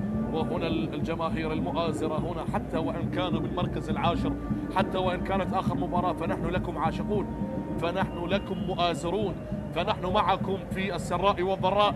الجماهير أجمل شيء بعالم كرة القدم، الجماهير هي فاكهة الملاعب، وبذلك الهدف اللي وصل عن طريق اللاعب إبراهيم محمد الآن سيغير أشياء كثيرة. ستتحرك المياه الراكدة بهذه المباراة. سنشهد 28 دقيقة مختلفة ما بين الفريقين لنشاهد لنستمتع أنا وإياكم بهذه المباراة. كرة الآن رمية جانبية بهذه اللحظات تنفذ بصورة سريعة، بصورة سريعة الآن، وبعد ذلك الكرة على اليسار.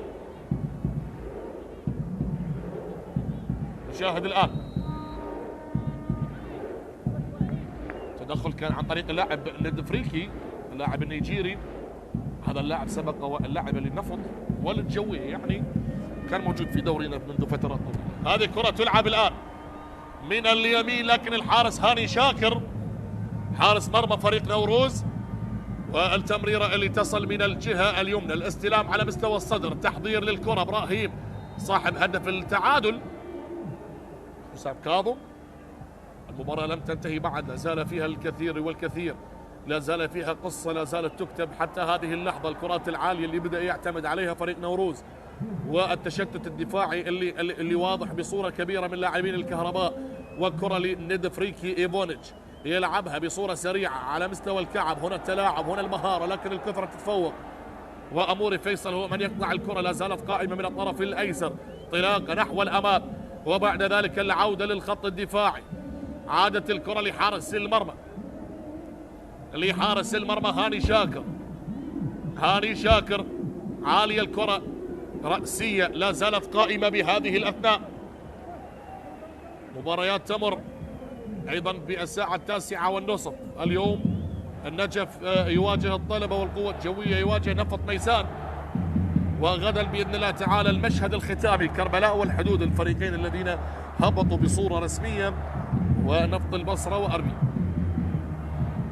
أيضا الكرة تصل لمصلحة فريق نوروز.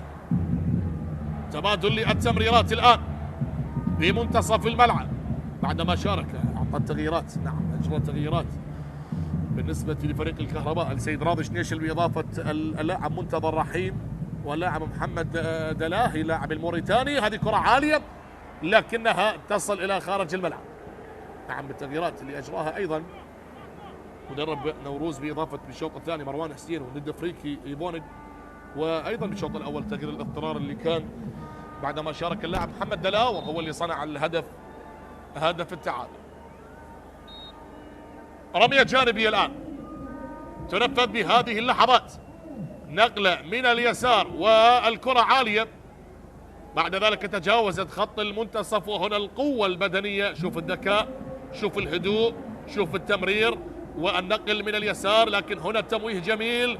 لا زالت للاعب تقي فلاح، تقي فلاح يلعبها بصورة سريعة، لكن الأقرب من هنالك الرأسية اللي حضرت ومشروع المرتدة، لكن مساندة وين؟ انطلاقة انطلاقة. وقاع رمضان يبحث عن أموري، وقاع رمضان هو اللي صنع الهدف. وقاع ينتظر، وقاع يحاول، أموري ينتظر، وأموري الآن يستلم الكرة. تأخرت فيها يا وقاع، عاد كل اللاعبين، والآن الهجمة ستبنى من جديد إلا إذا قطعت وتحولت إلى مرتدة. طالت عليك يا ندفريكي، ستار جبار يلعب بالنار، وأسو رستم يأخذ الكرة ومن الممكن أن نشاهد قلب الطاولة. آسو آسو آسو آسو آسو، الله الله يا عيني على التمريرة، لكن سهلة التسديدة بأحضان الحارس أمجد رحيم. تسديدة الهداف مروان حسين اللي قدم موسما استثنائيا مع نوروز هذا الموسم. والكرة تصل من الطرف الأيمن الآن للاعب أحمد عايد، هذا اللاعب الصغير الموهوب، والكرة للآخر حيدر عبد الكريم اللي يمر بصورة جميلة. حيدر اللي يجد المساحة لنفسه، وهذه فرصة خطيرة للكهرباء، ممكن هدف ثاني للكهرباء. وهاني شاكر، هاني شاكر هو من يتصدى لهذه الكرة، هو من يتصدى لهذه اللقطة. كرة تحولت بعد ذلك من اليسار، والتسديدة سهلة أصبحت لهاني شاكر. تمريرة جميلة وصلت بالمليمتر، والتسديدة كانت ضعيفة لأنه لم يجد المساحة الكافية، لأن هنا التدخل كان موجود عن طريق المدافع. وبذلك العودة. اسمع الآن بعد هدف التعادل الجماهير بدأت تؤازر بصيحات حاضرة بملعب نوروز، آخر مباراة للفريقين. كرة تصل الآن للمارد الأحمر الذي سجل التعادل بصورة جميلة. كرة تعود من اليمين الآن، نقلة لا زالت أرضية بمنتصف الملعب عن طريق اللاعب إبراهيم اللي سجل هدف التعادل. إبراهيم محمد، نقل اللعب لتقي فلاح، تقي لندفريكي، ندفريكي اللاعب النيجيري، ينطلق ندفريكي. إيفونيتش يحاول أن يمر، لكن عمل قطع الكرة بصورة مميزة، وعادت مرة أخرى، عادت مرة أخرى. الله الله الله، آسو تأخر بالتمرير آسو، والكرة عدت وعالية أصبحت، عالية أصبحت إلى خارج الملعب. هنا الحديث أيضا من اللاعب مرتضى هديب، تغيير قادم بالنسبة لفريق نوروز. أحمد محمود، هنا تنشيط خط الوسط، يغادر الآن سيفان عمر ويشارك أحمد محمود اللي لعب للزوراء، وهو كان لاعبا لفريق الكهرباء. اليوم مواجهة تحمل العواطف، مثل في فترة من الفترات نادي الكهرباء. أحمد محمود لاعب ممتاز. هنا الضربة الركنية، هنا الكورنر لمصلحة نوروز على التنفيذ. هل يسجل الثاني نوروز؟ هل يقلب الطاولة نوروز؟ تمريرة تصل ولا زالت لمحمد دلاور، نقلة من الطرف الأيمن، يحاول الأحمر، يحاول نوروز، عالية الكرة رأسية، لكن مرت فيها راية، أيضا فيها راية على اللاعب بالرقم 55 حسين منذور. وبذلك الكرة نعم متسلل. اللاعب اللي شارك قبل لحظات أحمد محمود صاحب الخمس أهداف، 5 أهداف برصيد أحمد محمود، ومتبقية 20 دقيقة على نهاية الوقت الأصلي، ولا زال التعادل يسيطر ويخيم على الأجواء بنتيجة 1-1. هذه كرة اصطدت، هذه كرة عادت إلى اللاعب تقي فلاح، يحاول من خلالها بإرسال الكرة العالية رأسية من الطرف الأيمن. يحاول الآن فريق الكهرباء بخروج الكرة من الخطوط الدفاعية والوصول. حيدر عبد الكريم يسقط أرضا ومعها صافرة ومخالفة لمصلحة فريق الكهرباء. هذا هو حيدر عبد الكريم اللاعب الشاب اللي كان لاعبا لفريق الزوراء، وبذلك مخالفة للكهرباء. تغيير أيضا قادم بالنسبة لفريق الكهرباء برقم 32 محمد سواعيد اللاعب الموريتاني اللي سبق وأن كان لاعبا لفريق الحدود وفريق الطلبة. وهنا يغادر أحمد عايد على ما أعتقد، نعم أحمد عايد هو اللي غادر، ومشاركة محمد سواعيد. كرة تصل الآن، أول اللمسات، أول التحضيرات عن طريق اللاعب الموريتاني محمد سواعيد. هذا الموسم سجل 3 أهداف، سجل بمرمى أربيل والكرخ والقرمة. والكرة تصل الآن لمصلحة آسو رستم. الشوط الثاني نوروز أفضل حتى اللحظة، لكن لغة كرة القدم هي لغة الأهداف. سجل التعادل نوروز، لكن لا زالت المباراة متعادلة ما بين الطرفين. من يسجل الهدف القادم؟ هل تبقى النتيجة كما هو الحال؟ هل نشهد أهداف أخرى بهذه المباراة؟ كرة لإبراهيم محمد، تمريرة من اليسار، تقي فلاح يغير اللعب بكرة يسارية عالية من اليمين، الرأسية الآن، متابعة ندفريكي، الثاني لنوروز، الفوز، لكن أمجد رحيم هو الأقرب، وبذلك التدخل الممتاز أيضا عن طريق لاعب فريق الكهرباء محمد دلاهي من موريتانيا. كلا اللاعبين محمد دلاهي ومحمد سواعيد. وهنا الكرة لا زالت لآسو اللي يقدم شوط ثاني جميل، وعملية الإبعاد بكرة تحولت على إثرها إلى رمية جانبية، رمية تماس. هنا التدخل بصورة ممتازة، ليس هنالك ركلة جزاء. دخل على الكرة اللاعب محمد دلاهي وحرم نوروز من هدف ثاني. كان قريب باللاعب النيجيري ندفريكي إيفونيتش، لكن هنا الكرة سريعة ومرة أخرى محمد دلاهي مرة أخرى يقدم أداء مميزا. اللاعب اللي شارك كبديل قبل دقائق هذا هو أمجد رحيم. أي نعم تلقى هدف، لكن قدم مباراة ممتازة، تصدى لأكثر من 3 فرص بهذه المباراة. هنالك تغيير أيضا قادم، حمزة عدنان هو التغيير القادم. من يغادر؟ تقي فلاح يترك مكانه.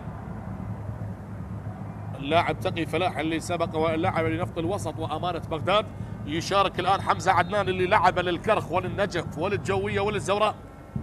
الآن التنفيذ من اليسار، ضربة ركنية لنوروز والرأسية، لكنها لا زالت قائمة. وبعد ذلك التشديد عن طريق لاعبين الكهرباء على مرتين، أصبحت الثالثة. الدوران حاضر، مرور جميل، تمرير الآن، وبعد ذلك الكرة إلى خارج الملعب. هنا قحطان شتير على المدرجات بعد حصوله على البطاقة الحمراء، لكن لا زال هو من يعطي التعليمات والتغييرات لمساعديه. هنا تقف المباراة على ما اعتقد كولينج بريك. هذه اللقطة على اللاعب أحمد محمود. هنا لقطات بهذه اللحظات، وبذلك الآن تدخل على اللاعب أحمد محمود. الروح العالية والفدائية طريق المدافع علي خالد. وهنا الجماهير تنتظر، اي نعم كولينج بريك، التوقف للتبريد، لكن بانتظار القرار. الاجواء الحاره على مستوى حاله الطقس. كولينج بريك، جماهير تؤازر بصيحات عاليه. هذا هو احمد محمود. هؤلاء الصغار المتواجدون بارضيه ملعب نوروز. كولينج بريك، عودة بعد ثواني لأجواء اللقاء. هنا الابتسامة الحاضرة يا جماعة. كرة القدم، الله على كرة القدم، تنفس لكل الشعوب، بالأخص شعبنا العراقي الحبيب العاشق لهذه اللعبة والمؤازر للفريق الذي يحبه ويشجعه ويعشقه. والأندية الشمالية تحديدا هذا الموسم قدمت لنا موسما استثنائيا على مستوى الأداء، على مستوى الجماهير. دائما ما يكون الجماهير مدرجاتها ممتلئة. نتكلم عن نوروز، عن دهوك، عن أربيل، عن زاخو، كل الفرق المتبقية. لكن نتمنى بأن نشاهد موسما قادما مليئا بالجماهير. جماهير أجمل شيء بكرة القدم، هي من تعطي البصمة وتعطي الإضافة. وإضافتنا اليوم اللي وصل الخبر السار بإضافة الموصل والغراف إلى دوري نجوم العراق، سيكون معهم جماهير غفيرة بالتأكيد. سجاد خالد يطالب باستئناف اللعب، ربع ساعة أخيرة متبقية على نهاية هذه المباراة الأخيرة بالنسبة للفريقين. وبذلك الآن شوف اللقطة، الله على اللقطة، الجماهير المحبة والعاشقة والمؤازرة. وهنا قحطان شتير بنظرة يريد من خلالها أن يسجل فريق هدف الفوز، لكن الكهرباء ليس بالفريق السهل، سيحاول كذلك من أجل إضافة الصعقة الثانية وبانتظار من يقدم يستحق الفوز. هكذا هي كرة القدم، يجب استغلال أنصاف الفرص من أجل الوصول وإضافة الأهداف. أما بعد تعادل يسيطر ويخيم على الأجواء حتى هذه اللحظة، هدف مقابل هدف. ننتظر ونشاهد. حديث مع حكم اللقاء سجاد خالد.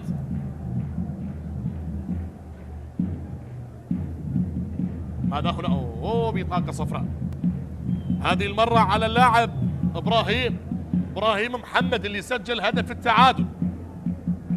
إبراهيم محمد حصل على البطاقة بعد التدخل على ما أعتقد. هنا التدخل، هذا هو اللاعب حسين منذور.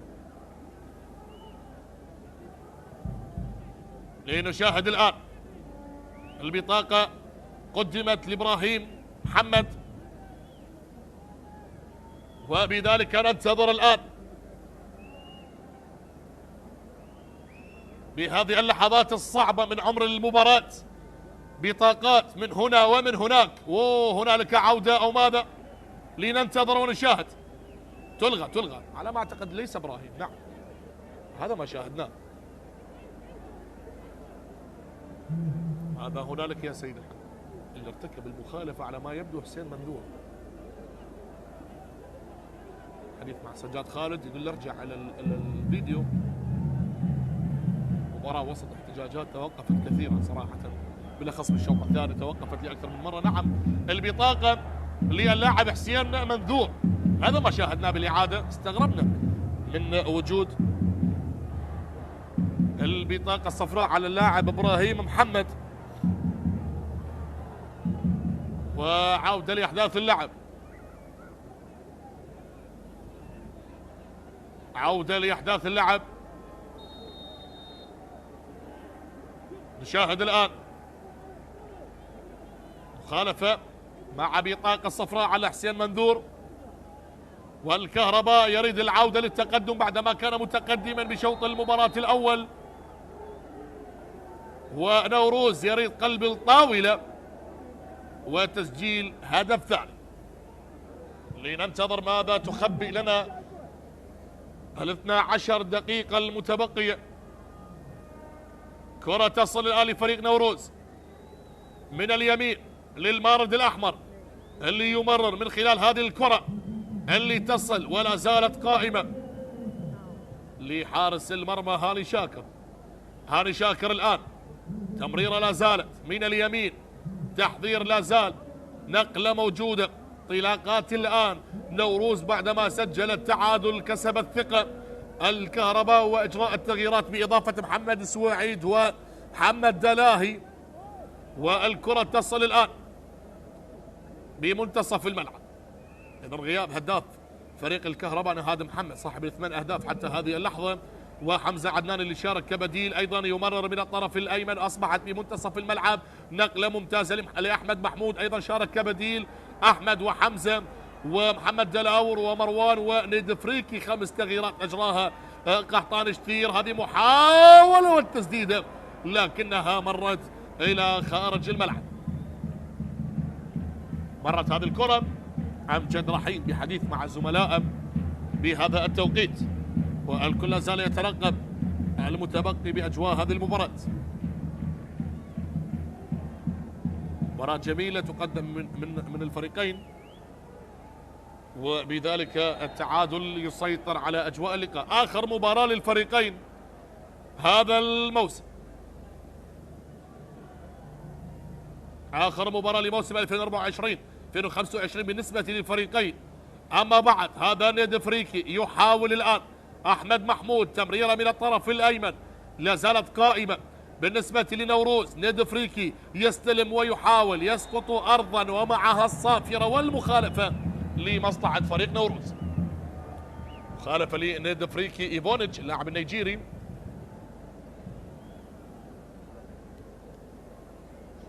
مخالفة عن طريق اللاعب محمد دلاهي، وبذلك الحديث لا زال مستمرا بهذه الأثناء، لكن بالأخير هي مخالفة أكدها حكم اللقاء سجاد خالد. ومن سينفذها من هذه المسافة البعيدة؟ آسو أو زميله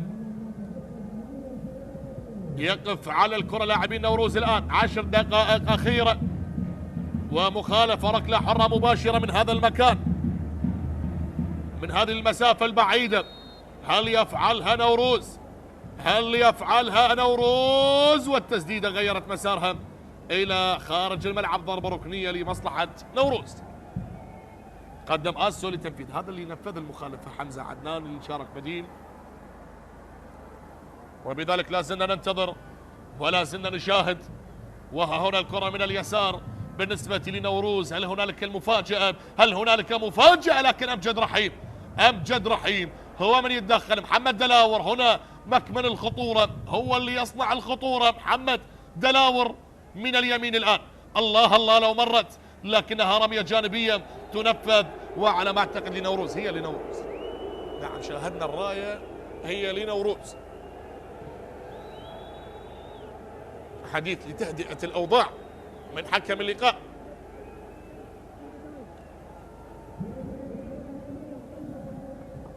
أيضا التغييرات اللي أجريت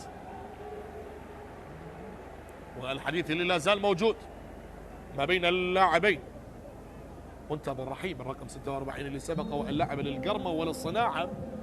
إذا الرمية الجانبية لنوروز.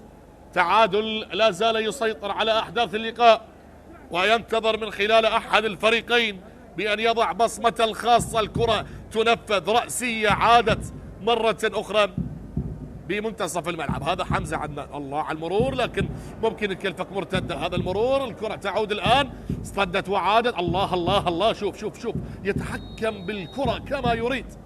حيدر عبد الكريم يتحكم بالكرة كما يريد ويقدم فاصل مهاري جميل. هذا الصغير ينتظر مستقبل مبهر. الموفقية لكل مواهبنا الشابة بكل الأندية. شوف روضها ووقف عليها، لكن عملية السحب كانت موجودة من وائل بن عثمان. وبذلك المخالفة الآن لستار جبار لاعب الكهرباء، ينفذها بصورة سريعة لمحمد سواعي. تمريرة ضعيفة، لكن ستار يحاول نقلة من اليسار.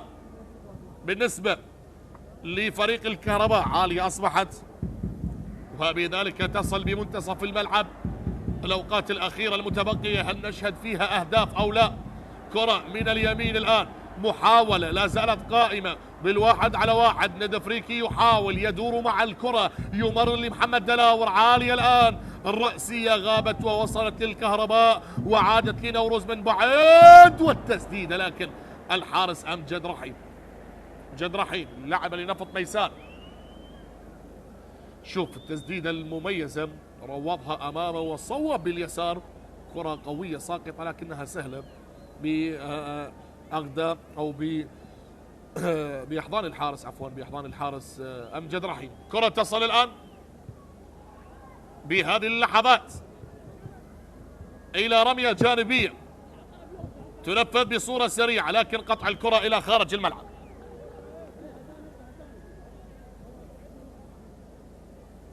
رمية تماس الآن.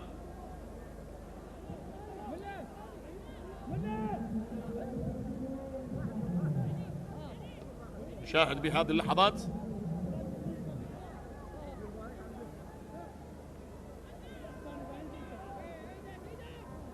على التنفيذ الآن من اليمين. لا زالت قائمة المحاولة. هل تنتهي المباراة بالتعادل الإيجابي؟ هل هنالك هدف قادم بالوقت القاتل؟ هل هنالك سبرايز؟ هل هنالك مفاجأة؟ هل هنالك بصمة؟ هل هنالك ضربة؟ هل هنالك نقلة؟ إذا تصل لنوروز بآخر لحظات اللقاء. 5 دقائق متبقية. يا من تشاهدوا معنا عبر قنوات شبكة الإعلام العراقي النقل الحصري لكل مباريات دوري نجوم العراق مع موسم شبه انتهى. آخر محطات، آخر لحظات. الله الله، عالدومر حمزة مررها لآسو أو إبراهيم محمد اللي تركها لآسو رستم، والكرة مقطوعة بهذه اللحظات. حيدر عبد الكريم ينطلق نحو الأمام. حيدر عبد الكريم يحاول أن يجد المساحة. حيدر يغير اللعب من اليسار. تمريرة ذكية لوقاع، لكن تدخل مميز من محمد دلاور، وبذلك الكرة مرت إلى خارج الملعب. نعم هذا محمد دلاور، وبالتأكيد تدخل عن طريق اللاعب محمد دلاور. هذا ليس وقاع رضوان، عفوا، هذا الزميل اللاعب برقم 46 اللاعب منتظر رحيم. والكرة تنفذ الآن لأحمد محمود. نقلة لإبراهيم محمد. إبراهيم يبحث عن آسو، لكن يغير اللعب لحمزة عدنان. حمزة عدنان بمنتصف الملعب. تبادل للتمريرات، تبادل للكرات، وعادت هذه المرة للخط الدفاعي بعد الوصول لوائل بن عثمان اللاعب التونسي اللي سبق وائل لاعب لنادي الطلبة لأنه هو لاعب لنوروز. كرة بمنتصف الملعب نقل الكرة بهذه اللحظات. يوجد لاعب يشكو من الإصابة. سلامات. هل هو إبراهيم؟ نعم إبراهيم محمد. وشوف اللقطة الجميلة من أموري فيصل لاعب فريق الكهرباء يتفقد سلامة لاعب فريق المنافس. بالأخير كرة القدم تعلمنا الحب والاحترام وبداية مبادئ جميلة، وهذه لقطة من اللقطات اللي نشاهدها في دورينا، دوري نجوم العراق، اللي يقدم أفضل لقطات وأجمل روح رياضية ومحبة ما بين كل اللاعبين. نتمنى أن تستمر هذه المحبة إلى الأبد. كرة القدم اللي تجمع الجميع على المحبة، على التسامح، على الاحترام، على كل المبادئ الجميلة. وبذلك إبراهيم محمد ينهض من أجل المتابعة على ما أعتقد، أو سيغادر مصابا. ليس هنالك مجال للتغييرات. 5 تغييرات أجريت على ما أعتقد، إضافة محمد دلاور وحمزة عدنان. محمد دلاور وحمزة عدنان ومروان حسين وند فريكي وأحمد محمود. أيضا اللحظات الأخيرة آسو رستم أمامك بالصورة. نعم هنالك تغيير آخر، هنالك تغيير آخر. لا هو نفس إبراهيم. يعني أقول مستغرب بهذه اللقطات أنه لا يوجد مجال لإضافة تغييرات. القانون يسمح ب5 تغييرات فقط. إبراهيم هو من سيتابع رغم الإصابة على ما يبدو. أيضا كرة من اليسار تنفذ بصورة عالية، يستلمها، ينطلق، يحاول آسو، لكن أمجد رحيم هو الأقرب. وبذلك الكرة لا زالت حاضرة بالنسبة لفريق نوروز الذي عاد من بعيد وعدل النتيجة بإمضاء اللاعب إبراهيم محمد. وهنا الكرة اللي تصل بهذه الأثناء من اليسار، يحاول من خلالها صراع بدني، قوة جسمانية داخل منطقة الجزاء، يتفوق فيها لاعب الكهرباء حيدر عبد الكريم اللي يزيد بالسرعة، اللي يمرر تمريرة ذكية. هنا النقلة، هنا المحاولة، هنا تغيير اللاعب محمد سواعيد. هل هنالك مفاجأة؟ الكهرباء الله الله الله، تمريرة جميلة لكن لا زالت، وبعد ذلك اصطدت وإلى رمية جانبي، رمية تماس، رمية جانبية بهذه اللحظات. أموري فيصل هو اللي ينفذها، وتبادل التمريرات أموري وحيدر عبد الكريم. نقلات لا زالت حاضرة، نقلات لا زالت موجودة. أموري فيصل اللي وصل لهدفه الرابع هذا الموسم بعدما سجل في مباراة اليوم. ونشاهد الآن هذه الكرة لمصلحة فريق الكهرباء. أموري فيصل عالية، الكرة أصبحت لمصلحة الكهرباء لكن مستخلصة بهذه اللحظات وتصل على الجهة اليسرى. شاهد الآن آخر اللحظات، 30 ثانية على نهاية الوقت الأصلي، وبانتظار كم دقيقة سيقدمها الطاقم التحكيمي، والفريقين لا زالوا حبايب بنتيجة 1-1 حتى هذه الدقيقة.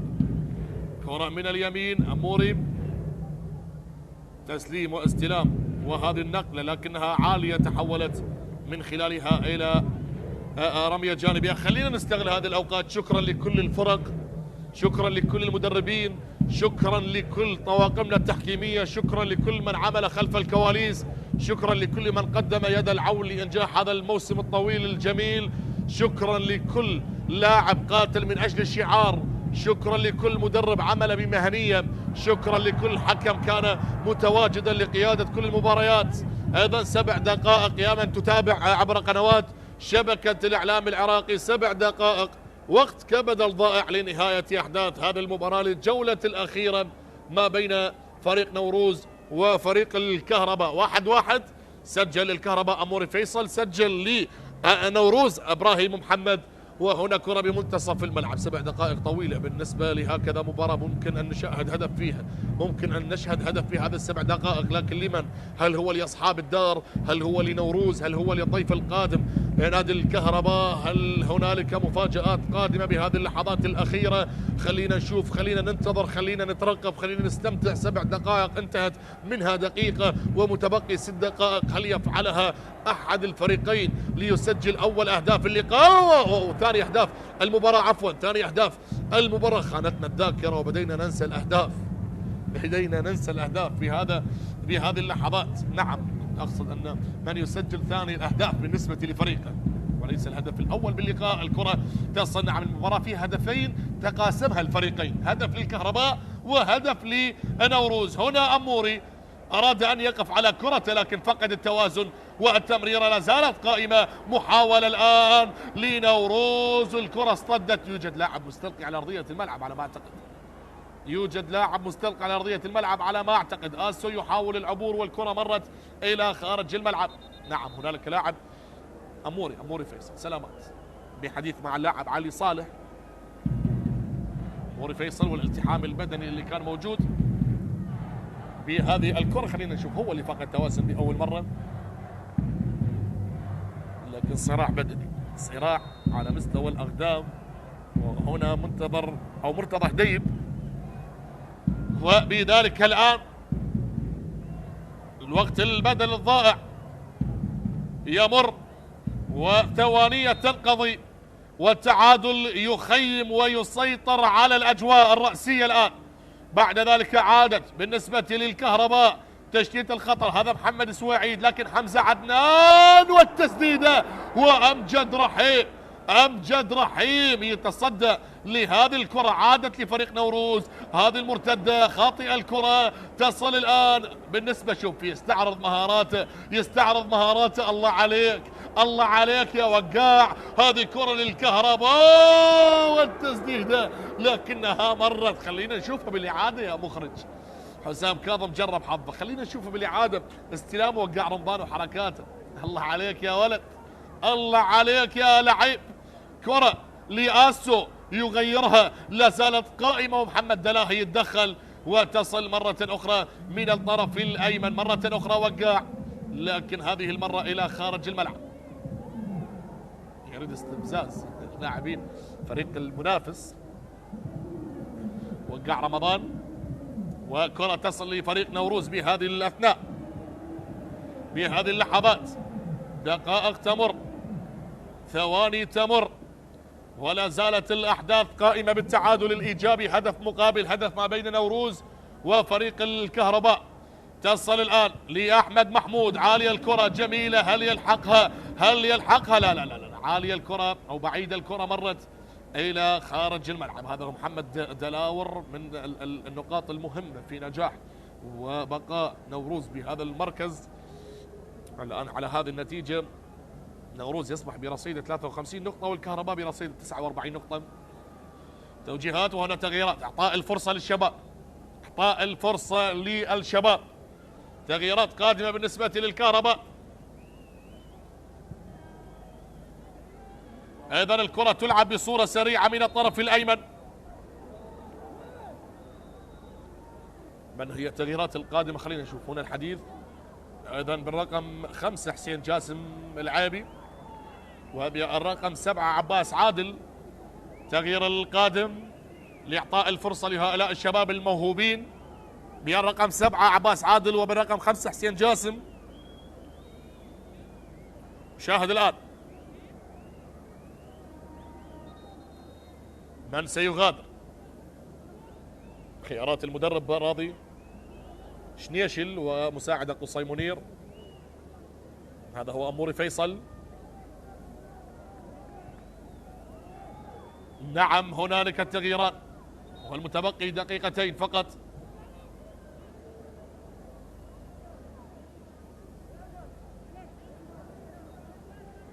حسين جاسم العيبي وعباس عادل نعمة.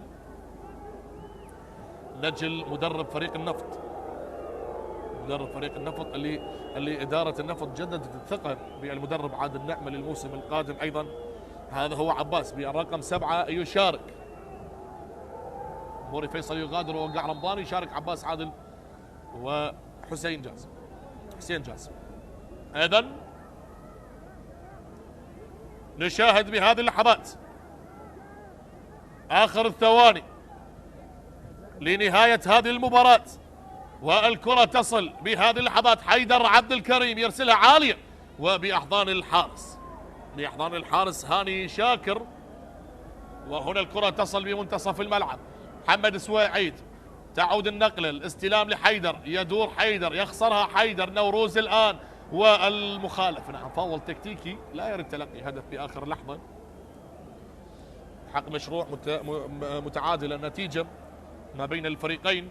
وهنا كرة تصل بمنتصف الملعب، نقلة تحولت من الطرف الأيسر، وبعد ذلك الانطلاق نحو الأمام. مرور جميل حمزة عدنان، لكن الثاني عدى، الثاني عدى، الثالث لا، الثالث يقول لا. آخر ثواني اللقاء، آخر محطات اللقاء. وهنا نوروز بآخر الهجمات بكرة تعود للخط الدفاع. هذا وائل بن عثمان. شكر موصول ايضا لطاقم التحكيمي لهذه المباراه، سجاد خالد وحسام الدين مجيد، مساعد الثاني حيدر كاظم، الحكم الرابع ليث فرحان. والشكر ايضا موصول لحكام تقنيه الفار بغرفه الفيديو امجد كامل وياسر هاشم. اخر اللحظات الان، اخر الثواني الان، كره تلعب بصوره سريعه، والعوده لفريق الكهرباء.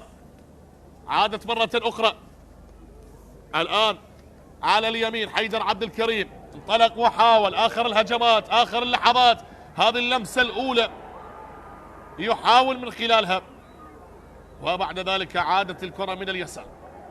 مقطوع الكرة الآن، وتمريرة بمنتصف أو بالخط الدفاعي لعلي صالح. هذا هو علي صالح، ومعها صافرة الختام. الفريقين حبايب، تنتهي بالتعادل الإيجابي، هدف مقابل هدف. آخر مباراة للفريقين. شكر موصول لكل اللاعبين والكادر التدريبي، والشكر موصول أيضا لجماهير نوروز اللي تواجدت بهذه المباراة. إذا أرجو أن أكون وفقت بالتعليق على هذه المباراة. لنا لقاء آخر وانتظرونا بمواعيد قادمة. تقبلوا تحيات المعلق حسين سمير، وإلى اللقاء.